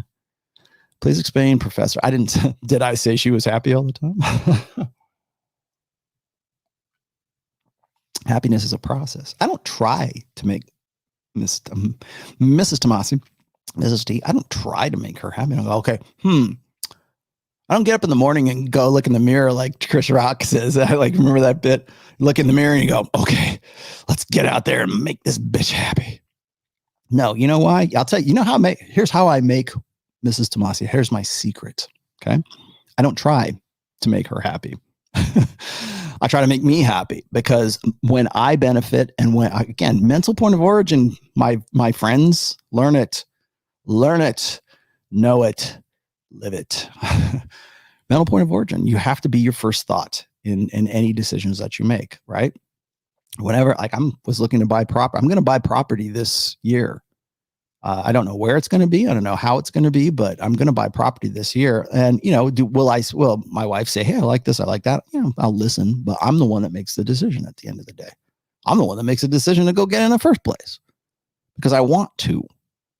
It's not because, oh man, if I don't get another property, I can't make her happy. Oh, if I don't get new toys, if I don't get, you know, these things, then she'll be unhappy. No, that's the problem. Most people don't realize that. Like, you got to make yourself happy. You got to try to anyways. And remember, happiness is a process. But it's not even about happiness. It's about goals, man. It's about achieving something. It's about like going from discontent to contentment, at least temporarily. And in the process, if you can be happy about that, nice. But what's the goal? What's the end? Well, I got to get from point A to point B. And when I get to point B and I benefit, my wife benefits. Ned benefits. Don't you? My daughter benefits. My family benefits. My mother-in-law certainly benefits, right? People who I care about.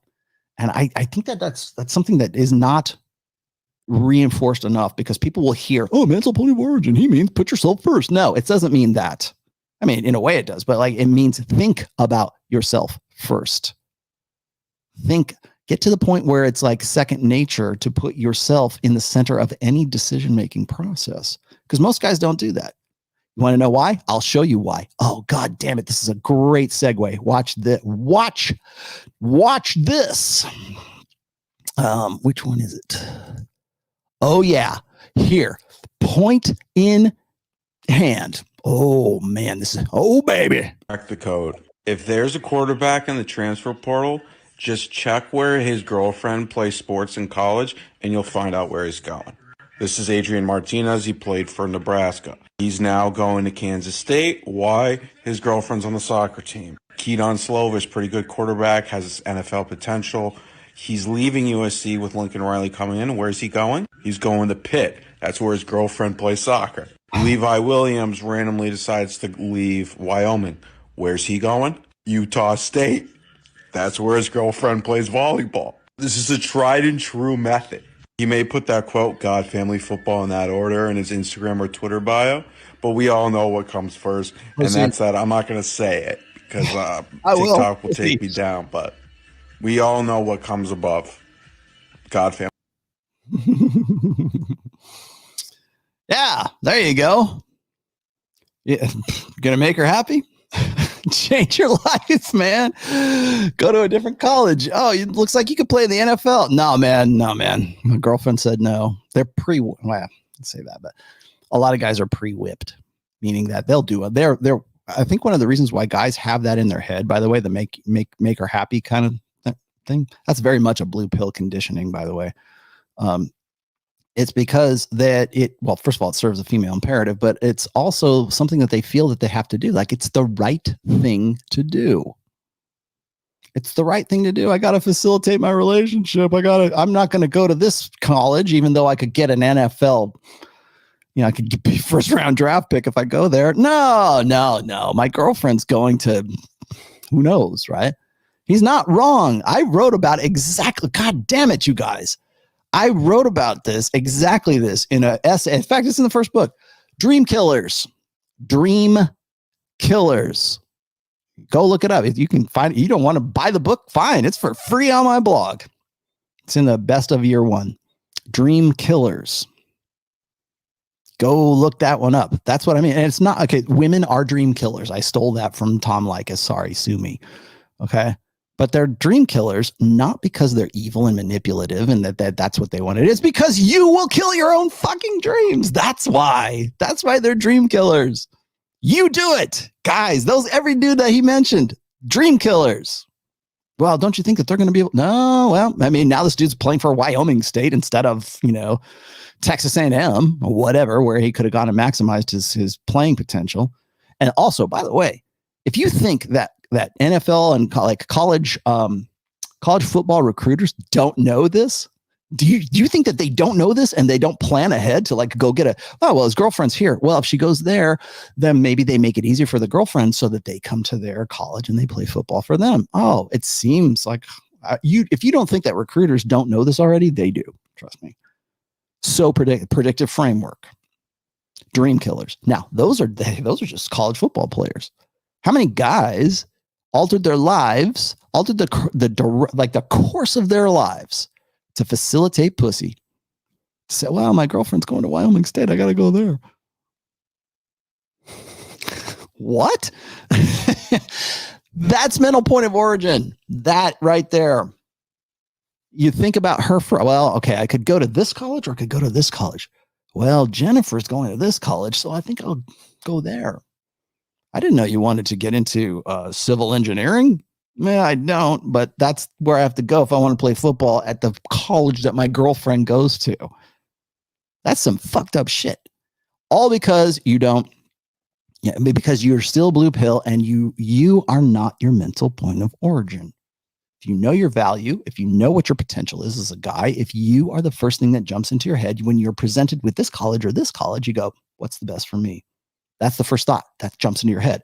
It's not like Tony Robbins going, I need to put myself first. That's not what it is. It's here they are, OSU and Texas A&M, whatever it is. This one, because I got a better football program. I might go pro if I go here. But your girlfriend goes to, doesn't matter. Me first, right? It's enlightened self-interest. I cannot help others until I can help myself, or I cannot help others as well as when I help myself first. Because whatever benefits me, then I'm the fountain from which all good things flow, right? My mother-in-law, my wife, my dogs, my daughter, my niece, everybody. Rollo is the fount from which all good the things doth flow. Let's see, Dexter Barnes. There are some women who I'd 100% screw my life up with my putting a baby in them. The only thing that stopped me was them still wanting to be a 304. Yeah, well, stopping a lot of them too. Viking Dad wisdom. Rollo, surprise off subject. It's never a surprise, trust me. Off topic subjects are expected. I think I made a big break on the Will Smith situation using one of your essays. Uploading video now. Okay, thanks. I'll check it out, Viking Dad. Jimmy in Dallas. Hot damn. I know you're a football fan, Professor. Yes, I am. Actually, I'm at the top of my league. Thank you very much, Donovan Sharp. Oh, I might win this year. I'm going to at least play second. I've been kicking ass in the fantasy league. And if you don't know what I'm talking about, I play fantasy football with Donovan and some of the other guys who are in the sphere. Thanks for sacrificing part of your Sunday to educate and help. Yeah, well, don't pat me on the back just yet. I might not do quite as much during playoffs. Mad Cats 065 says, found today that Tom Turk killed himself. Yes, I know. Sorry. Bullied by media. Well, Tom had other things going on too, but that, if there's a catalyst, that probably was it. Dexter Barnes, congrats on the award. You're welcome. Thank you very much. Thanks for everything. My older brother was red-pilled from his military divorce grape, and was put on game. Good for him. Post hoc. Obviously Hobbes, because Rousseau was wrong about everything. Dung is fun. I'll be tomorrow 32. Every woman I met never used birth control, but they always said to me, I can get pregnant. So what up with that? Yeah, because you're 32. They want you to bang them. They want you to put a baby inside of them because you're 32 years old. Hey, your brain's fully developed, right? You got no excuse. So there you have it. Usually, as I've said a billion times before, when women are in the epiphany phase, suddenly they find guys who are, the guys they never found attractive, suddenly they're their soulmates. Just ask Mikhaila Peterson. SMH, how you now you got me considering the opportunity cost of having a fling with a single mom and risking getting her pregnant as a result. Opportunity costs. Look it up. That's actually I would say it's it's a financial thing. Let me see something here. Just really quickly, guys. I have to look at something. Nope, no news yet. Okay, sorry. The show that I mentioned to you before, I give and I give. I should be watching that show right now on Rock Rage Radio to see if we're going to be the EP of the year. So if somebody's listening to that, tell me please while I'm in the middle of this, because they did it at 4:00 and here I am, right? I should probably kill this stream. Fan I am. How would WUD most women answer? If you had a man, but he could only make you happy, satisfied either emotionally or what he provides, who would you pick? You would ask that question from one woman and you'll get 10 different answers. Cars in depth. Statistically, the biggest danger to kids in terms of abuse is still mom. Yes. Yeah. Yes. I'm glad you brought that up, because that sort of brings me full circle to, where did it go? Oh, let's look at this. This also created quite a bit of rage on Instagram not too long ago. Child murders by one parent. This is from the United States Department of Health and Human Services, child maltreatment reports. This was just for, what do we go to 2020? This is the graph, that stat. I don't know who John Davis BA is, but you guys can go look him up on Google. These are the stats or the graph of the stats from the DHHS and mothers. And why would you think that is? Because there are more single mothers than there are single fathers. Okay, you want to talk about like massaging numbers? There you go, right there. I put that up on Instagram, and people lost their ever-loving shit over that. How could you put? Oh, I think maybe it was on Twitter. How could you put this up? You don't know, where did this come from? All right, let me go dig up the stats for you because you're too lazy to go Google it for yourself. All you would have to do is really go and put this in Google Images, and you probably figure it out yourself, but you're too stupid to do that because all you want to do is do drive-by comments. Okay, I'll do the work for you, lazy fuck. So from the Department of Department of Health and Human Services is what it's from. So another unflattering fact you're probably not going to hear from, I don't know, guys who don't want to talk about women's unflattering facts. Here's another unflattering fact. Okay. Women can choose not to be a mother during pregnancy, regardless of what is best for the child. Cannot choose for a man. And you can see what I'm saying here. Can choose to abort, and to suggest that she keep it in her pants is offensive. Can she? Okay. Yeah, this is me. Here. Now we've arrived at the black pill MGTOW part of our show, gentlemen. There's nothing wrong. There's nothing in, as far as that's concerned right there. There's nothing that is false about any of that. As I've said before, once the sperm leaves your body, men are effectively powerless. And so I'll tell you another thing that was funny is when I was talking, I think it was like the very first beginning of my You Are Here show, I knew what I was getting into because I knew Elijah was sort of TradCon, and so is Sydney. And I knew we were going to have this conversation about masculinity and everything. And of course, the first thing that comes out of anybody's mouth is, well, men need to man up and take more responsibility. And I knew that was coming. Come on, give it to me. Give it to me. I know what to say. Right? And so, of course, I go and I drop the, responsibility without authority. Without authority is slavery. And so I went into that whole spiel. And it's not hard to prove that. It's not hard at all. If you've got Google in about, I don't know, a tenth of a second, you can probably figure that out for yourself. Let's also look at poor single mommies here. When poor unmarried women give birth, 8 out of 10 are still romantically involved with their child's father. Sound like a certain Peterson we know? Perhaps she's not romantically involved in him, but she's still going to be involved with that guy for the rest of her life. And if I should have brought this up during the interview, but let me hold that thought. 12 months after the birth, half will split, and by the time the child turns 3, fully 2/3 will have done so. So, more uncomfortable stats that you have to think about when you're like, I want to be the dad who stepped up. Here, make an informed choice at the very least. Don't have me say, well, I didn't see it coming. No. You saw it coming. Here, watch my show. Here it is. Don't give me that shit, because I will call you on it. You're goddamn right. You're goddamn right. Yes. Those are things that guys don't think of when women are going, oh, you're doing the right thing. We have a single women's ministry here, and there's some really swell single mommies there that have 4 kids by 3 fathers. But you know what? They're really turning their lives around with Jesus. It's your responsibility to take over. Joseph was a single father. I've heard that so many times. That's your rationale. Don't even go there. Please don't go there, because you will fail, ladies. Joseph was a single father too. Or a stepfather. They had a blended family. Jesus was in a blended family. Really. If you're going to use that as your sort of reason, be very careful. Oh, this was really good too. A State University psychology professor told me she was seeing many instances. This is from this article. It's a Newsday article. I was going to read the Newsday article, but it's behind a paywall.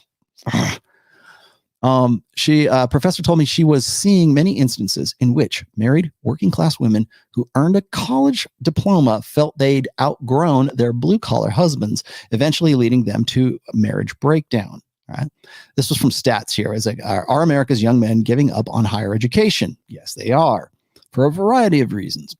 A recent Wall Street Journal report pointing out that the troubling gender gap in higher education. One more piece of data that apparently Mikhaila's not aware of, right? Well, how come I can't find a guy who's my equal? Well, equally in what terms? Makes more money than you? Well, last I looked this up after that interview. Mikhaila Peterson's worth about $1.5 million. Her dad's worth about $8 million, according to, what'smynetworth.com. Maybe it's true, maybe it's not. Maybe it's more, right? But at least $1.5 million. So that guy, okay, to be, to be economically attractive, a man must make as much as the woman plus 58% more. Like that's the science and the breakdown anyways. I don't know. I think maybe it was Aaron Clary who made me aware of that. But there's studies that saying, well, if for a woman to be satisfied, whatever that means, right? For a woman to find a guy economically attractive, he has to make as much as her plus an extra 58%. So what would that be? Even if it's 50%, you're still looking at like, you've got to be worth a good, let's just round it off. You got to be worth about $5 million to be her equal. Statistically speaking, okay, maybe, but she falls in love and things were right. That's the thing that got me. Now, I want to show you one more thing here. I will be remiss if I do not put this in the stream because this was fan-fucking-tastic. Thank you, whoever sent me this link, because boy, times they are a-changing, aren't they?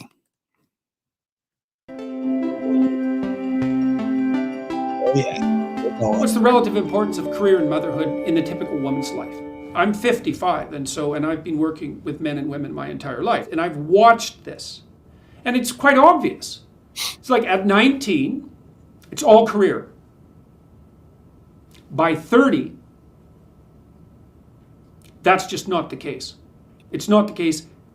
I don't know if I've seen a single woman who I didn't think had a psychological problem, who hadn't seriously flipped in their attitude towards the balance of family and career by the time they were 30. And then you see lots of women who at 40 haven't had kids and perhaps wanted to, and that's not a pleasant situation. I was talking to a woman who is about 39, a professional woman, attractive, well put together, competent, well educated, successful in her profession, unmarried, in a relationship with an older guy, but unmarried, and desperate to have a child. She said no one ever talked to her about the fact that she'd actually want to have a family or encouraged her to think about doing that. It was as if it wasn't within the realm of possibility that one of the things that she might have the ambition to do would be to be a mother. And that's just not acceptable. And it was like she woke up in her late 30s and thought, well, the first thing she thought was, this profession of mine is actually nowhere near as comprehensively fulfilling as the advertisements claimed, which is something that virtually everyone discovers as they move forward in their professional career. The reason that you get paid generally for your work is because you're doing something that you wouldn't choose to do if you weren't being paid for it. And so the idea that your career is going to be the fundamental source of your fulfillment is true for a very tiny minority of people. Well, that's odd because when I left the Mikhaila Peterson interview, she was very confident about the direction she was going. She wanted to get rid of it. And now is the time. I mean, and according to, Jordan Peterson, women are right when they don't choose you. Are women right when they reject you too? Is the mother of your child right when she says, I'm done, even though you, by all appearances anyways, look like a pretty damn good dad? Is she right? Because right here, it sounds like at 30 years old, that she's opting out of the, let's say she's over, let's see, she's emphasizing the career thing a whole lot more than the motherhood thing. Am I wrong in that? Am I wrong in this? You guys tell me. I mean, remember, we're just here we're casual observers in all this. And even with them, it's complicated. So she was tearful and upset about the fact that it took her so long to discover that there were other important dimensions to life, and that motherhood turns out to be, well, how many things do you do in your life that are fundamental, right? You have a career and your education, so that would be part of your career development. That's part of what makes you generally useful in society and perhaps a place that you find some meaning and purpose. Career, meaning, purpose, all that good stuff you just enumerated for women has only become something important for women in the last really 60 years, really since the sexual revolution, really since they've had the opportunities to do that. And again, I'm going to also quote Dr. Jordan Peterson here. We're still in the experiment. This is still the experiment. Your daughter is a big part of that experiment right now. And by all, this was from this Think Big thing. I want to say this was, I believe this was 2018 when he did this. So yeah, he's 55. Yeah, so it'd be about 2018. So how is that different? Well, in 2018, Mikhaila was, how old was the kid in 2018? I think maybe the kid was born in 2018, wasn't she? Scarlett, cute kid too, by the way. Awesome kid. Andrey did a good job. But now I can see where this conversation starts, but where does it end? You have your friends, you have your family, like your parents and your siblings and so forth. You have your kids, you have your relationship. That's it. There's 4 things. Mm-hmm. Now, you can expand that to some degree. You can have, maybe you're creative and you make good use of your personal time. There's other factors that aren't trivial, but those 4 things are canonically important. You miss one of them and you're going to pay for it. And so our society. Yeah. Well, the problem is we absolve women of paying for it now, Jordan. We absolve them of the responsibility of the consequences of the old order implications that they had. Thank you for making my case for me. Needs to rethink our relative valuation of career versus motherhood. So we don't know how to solve this problem, but we could at least have an intelligent discussion about it. And we could start by admitting that the idea that most 19-year-old women are fed, which is that their career will be the primary purpose of their life, is actually a lie. Really? What about 29-year-old women who've already had kids, divorced their husbands? What about that? What about 29? Well, she's probably younger than that, but what about women who go off to talk business with guys in Romania? That's clearly she went to clearly she went to Romania because her career was very important to her, right? That's what she said. Did she not say that in the well, I went there to talk business with Andrew Tate, and Tate's lips are sealed, and probably wisely so. I just went there to go talk business. Talk to daddy, man. Wow, was that not it? Oh, all right, I guess that was the end of it. My bad. All right. People are going to go, you seem like you're overjoyed. Yeah. When I catch discrepancies like that, sure. Pardon my joviality over such a thing, but that's pretty much Jordan Peterson 2018 contradicting Jordan Peterson 2022. You get pissed off at me. Don't get pissed off at me. Get pissed off at yourself. Make that guy back in 2018. He's the one that made that case. He's the one who was saying, it's fundamentally a lie. Okay. But is that not what she's doing? I mean, that's what she said. I'm going to go to Romania. I was in Germany and he flew. Sorry, Tate, I'm going to throw you under the bus here. He flew me out from Germany to Romania so we could talk business for just one day. In a black cocktail dress, and looks like it was night then, and there was a second picture where it looked like it was morning. So, what's more important, ladies? Career or babies? Babies. What's more important? What should be more important? Well, why do we even have this conversation? Because we are the results. We are in the end stages of this experiment. And like I said, Mikhaila Peterson is a big part of that experiment right now. So let me, is there anything else I wanted to throw on here? I put poor single mommies on there. Oh, This is a really good one. I'll throw just for shits and giggles. When women thought a man was single, 59% found him attractive, but when they thought he was in a committed relationship, 90% found him attractive. Arousing is different. Single women were more interested in poaching an attached man rather than pursuing a single man. Okay. Thank you, Rob. Now, so for men, when we talk about jealousy is about who fucked you. How did you do it? Performance. Tell me about the performance. For women, it's do you love her? Because women get jealous over opportunity cost loss. So when women find a man who has a wedding ring on, whatever, now your mileage may vary. Or they find a guy who's in a relationship, all 90%, we just saw, more attractive. 59% if he's single. Same dude. There is the opportunity loss for long-term security for women is what makes women jealous. That's why they get upset that's why you have the trope, right? The stereotype of the guy who makes a shit ton of money, or he's this poor dude and he's working, he's struggling, and he finally gets and he makes a lot of money with his business, or he makes partner in the law firm or whatever. And then the girl who bet on him and said, okay, I'm going to love this guy and have his babies and I'm going to be there for him all the time. And then once he gets that success, her worst fear is that he's going to get a big head and he's going to leave her and go fuck his secretary and marry her, a trophy bride, like his trophy wife. That's what his trophy wife. Oh my God, all those guys. That's apex fallacy, of course, but it's, oh my God, these guys wouldn't, that's all men are.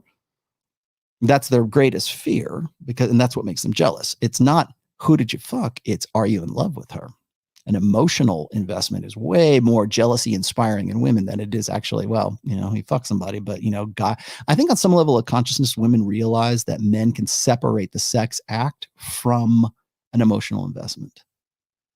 But it's, again, we talk about jealousy and all that good stuff. Why is Rollo bringing this up? Well, because a guy who's a good catch, right? A guy who is a proven commodity when it comes to parental investment is attractive to women. Why would you not stay with a guy who, who's good with the kids, right? Why would you not want to, like, women want to get with a guy who's married, right? They want to poach, or at least the women who would poach, that's who they want to poach. So again, was Andrey wrong? Was he that? I think what's interesting is that she never really elaborated on that. She never said, well, we were fighting all the time. Well, fighting over what? Because he wasn't dominant enough? Because he was more like a mother to the kid than you were? Or were you fighting because you're preoccupied with your social media accounts and building this sort of social media empire for yourself, and he's there babysitting for you? Because that's what it is. She's thought mommy's in the club and she's gonna need a babysitter. Andrey is the babysitter, for better or worse. Okay, let me catch up with the rest of these and we'll get out of here, because I got to go see if we won. Is Trial of Ascension the best EP? Dexter Barnes, congrats on the award. Oh, did I get it? Oh no, you mean the other one. My older brother was Red Pill. Okay, I got to you. Post talk, I got to you. Dung is fun. I got to that. Sure, started this on flight from Nashville. Just landed. Oh, say hi to Mikhaila for me while you're there, Dexter. LOL Cario. Finally caught a live. All I can is for the algorithm. Thank you. I will, what would help with the algorithm is if you like copy and pasted the URL or you shared it on your YouTube channel. That would actually help better than keep your money and do that. Will you ever talk about human sexual dynamics on the Lotus Eaters podcast? I'll look them up. I'm not familiar with them. Or just Carl Benjamin, since everything that has been happening in the past 7 years. I'll go look them up just because of your reference there, Pi. Juice Bowl. The BCP is in a long line of tech advancements, birth control products that altered the intersexual dynamics. Yes. Reducing infant mortality was a necessary medical precursor, since it meant if the other 50% of your children survived, it reduced pregnancy burden. Okay. Spin Doctor, Happy New Year's. Thank you. Thank you for your $10. Thank you for your $10. Here, you get one of these. This is a good one. Where's the Mountain Dew? That's what you get for $10. Mustang, family friend moved to the other side of the world for a girl, broke up with him this Christmas. Now he's trying to work it out. This whole life is tied up. His whole life is tied up there legally and socially. I'm concerned. You know what? That makes me think about something. Okay. So I'm getting towards the end here.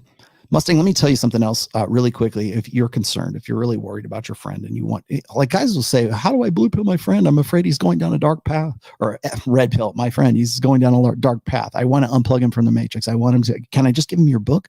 When should I give him your book? How should I do this? Blah, blah, blah. Okay.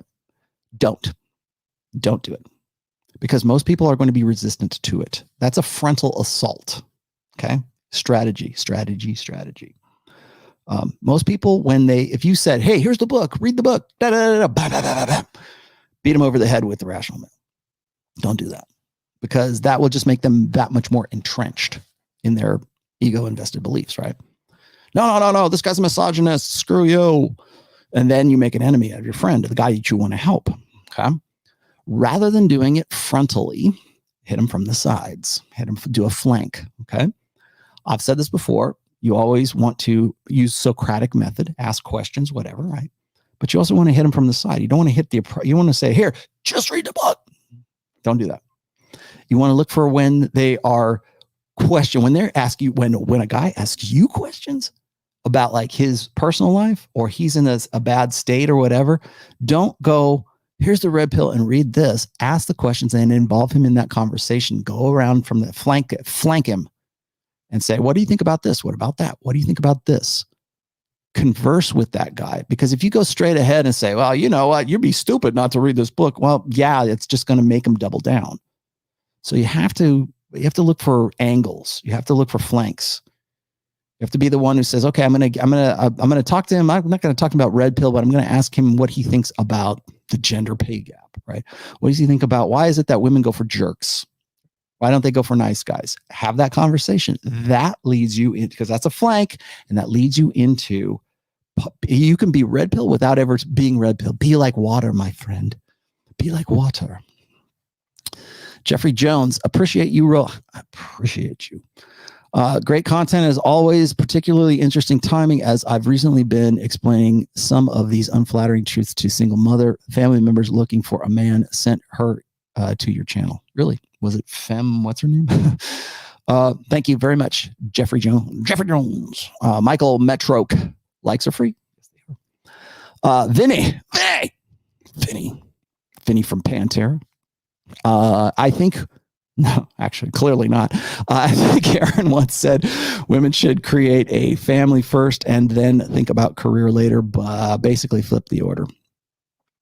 Yeah, but the problem is that when you get wrapped up in that fempowerment narrative and you go, you know what? I thought I wanted kids at 23. Now I'm 29 and my situation has changed. Or like I said before, there's a reason I brought this up, by the way.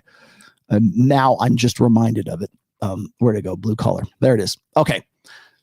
The reason I brought this up in relation to Mikhaila Peterson is that this is a common phenomenon. Especially now, because we have women who are like quote unquote more empowered, right? They're going to college more. They're making more money now. They are in the workforce in a different capacity than they used to be. I know guys will argue the point that, well, you know, a woman who goes off to work all the time in the American workplace and suddenly she gets a promotion and now she's dealing with guys who are like making, 6-7 figures and she's beholden to them and she has to respect them day in and day out, 40 hours a week, and she's not going to submit to a husband who does not even come close to the status of the men she is, like, by her career, must respect and must engage with for like 40 hours a week, right? So I understand that, but the dynamic is still the machine. Like, women cannot look up to a man that is her equal. And she sure as shit can't look up to a man who is not her equal or who she perceptually status-wise does not see as her equal. Do you think, now this is a question, here's your take-home question. Do you think that that's what happened with Andrey in a Mikhaila Peterson kind of context? Do you think that that's what happened? Because when they got together, Daddy was not Dr. Jordan Peterson, international best-selling author, and Dave Rubin took him around the world. 12 Years for Life. He was making money, don't get me wrong, but he was certainly not the Jordan Peterson of the professor at Ontario. Oh, I think I'm right. Ontario, college is not the Jordan Peterson of today. We have the Jordan Peterson that's worth $80,000 a year versus the Jordan Peterson that's now worth $8 million, making $80,000 a month on Patreon, and that's a fact. But so now, is it that she did Mikhaila? Here's my take home question, children. Hello there, children. How's it going? The take home question is this: is that what happened here? Do you think that the blue collar, like Andrey's the blue collar worker, and Mikhaila got a promotion, and that promotion is she's running her dad's show right now, and she was the first thing out of her mouth in that interview was I've taken over my dad's sort of PR and his media and everything else. She certainly arranges everything for him now. He's on her show all the time. Her show is rapidly becoming more popular than his because he's on it, and so is Tammy. So she's like the family social media expert.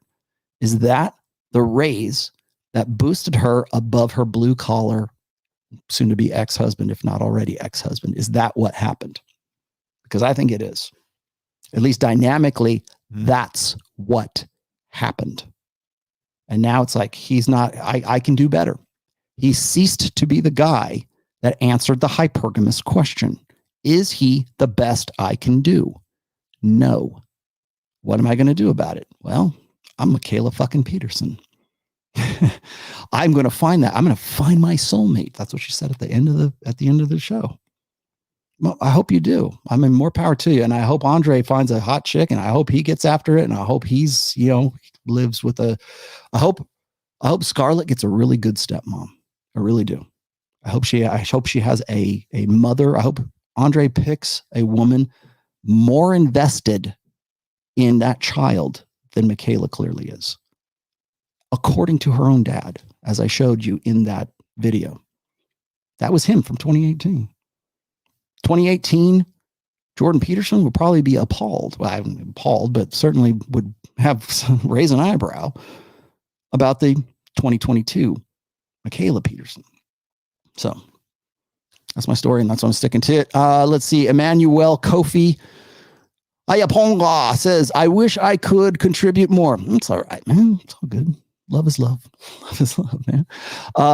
That will be when I start my career next year. But here I am to say that you opened my eyes again. Thank you very much. What, you mean you're not one of the depressed masses of guys who are angry and grinding their teeth that I was accused of, right? I will say this, is there a male version of the apex fallacy? Yes. Yeah, apex fallacy is not gendered, by the way. We only think of it as gender because women tend to default to it. Thank you. Speaking of cucks, you can actually say cucks in my chat. I'm fine. PWF is in an open relationship. PWF? PewDiePie? No. PewDiePie's not. Who's PWF? I don't know who PWF is. Somebody will tell me, I'm sure, before I close out. Yeah. So again, this is people go, oh, he's attacking you. I'm not attacking you. I'm just showing you the dynamic. Why is it that the guys don't want to get with a woman who's already a single mother? Why is it that, why is it that women will divorce or will marital instability when she gets a promotion? Is that not what just happened? Over the course of the last few years, anyways, I guess. Is that not? Am I wrong in that assessment? Please tell me if you think I'm wrong. If you think I'm a fucker, then I want to know. But that seems like what's going on here. And if we can't have that conversation, if we can't risk offending people, then what's the point? You fall back on a Petersonianism. There. So there you have it.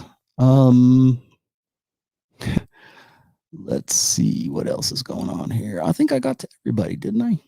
All right. Now I'm going to go over to Rock Rage Radio and see if we actually won EP of the year. We'll see.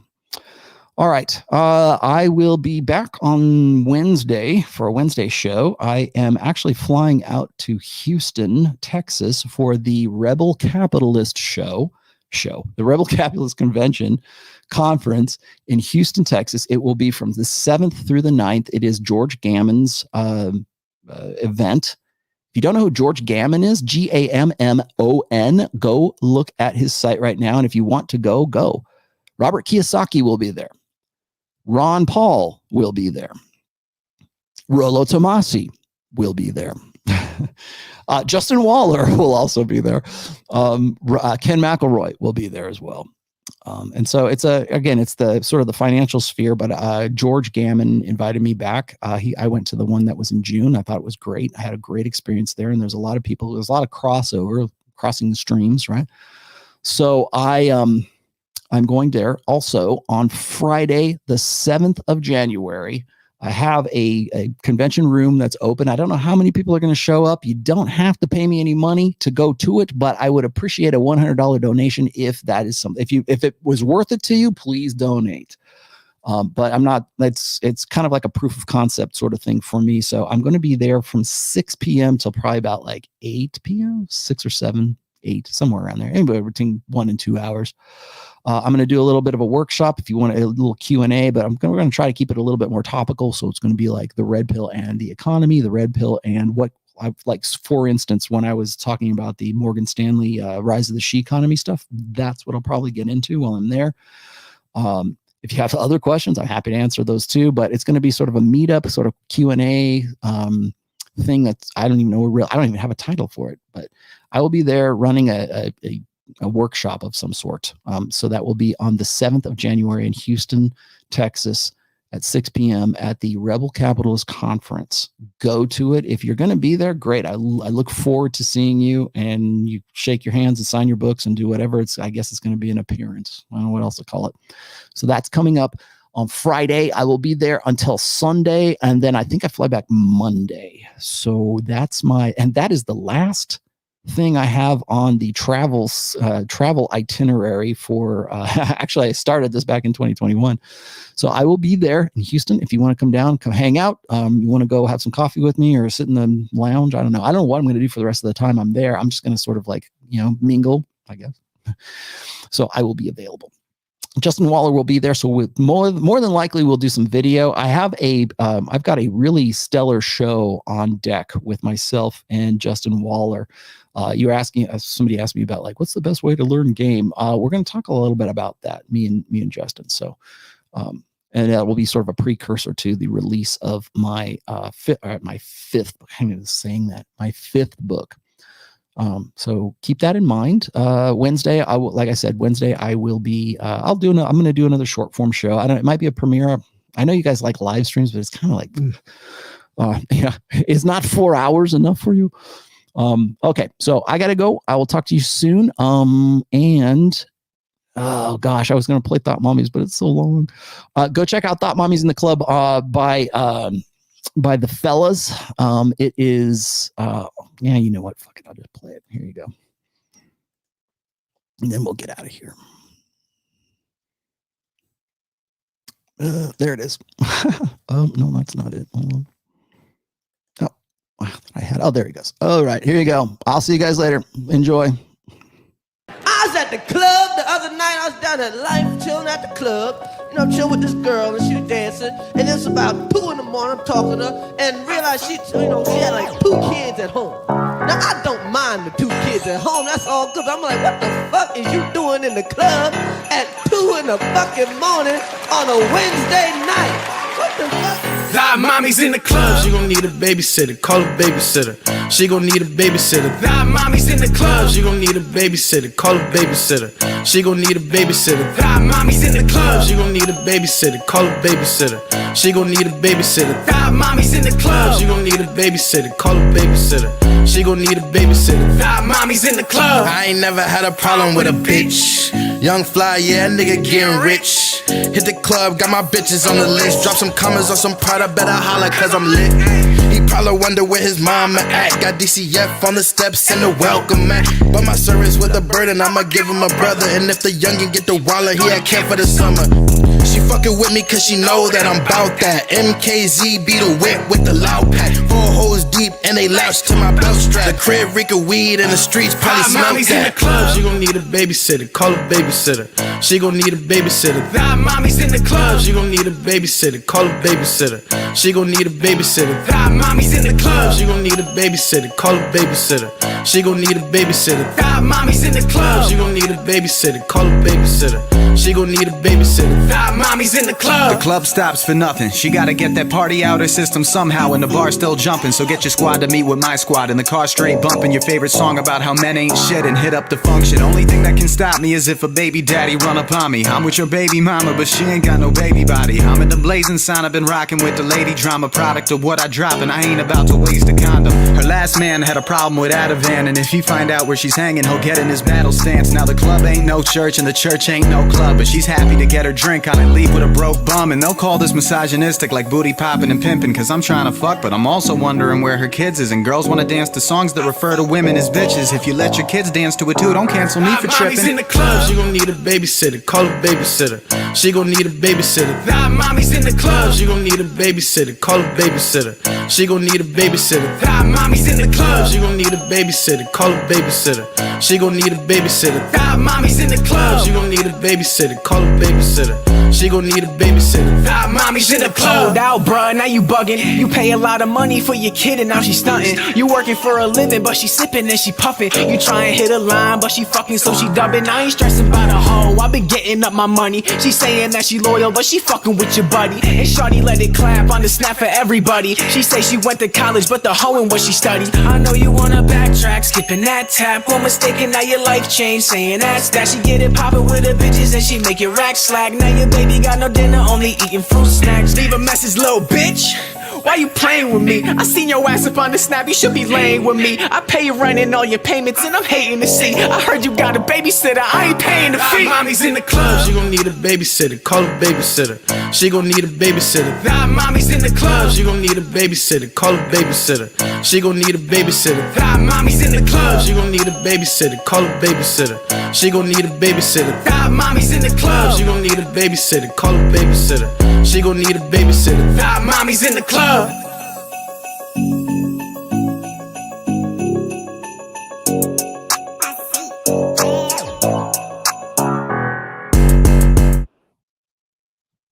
If there's any girls there, I want to do them.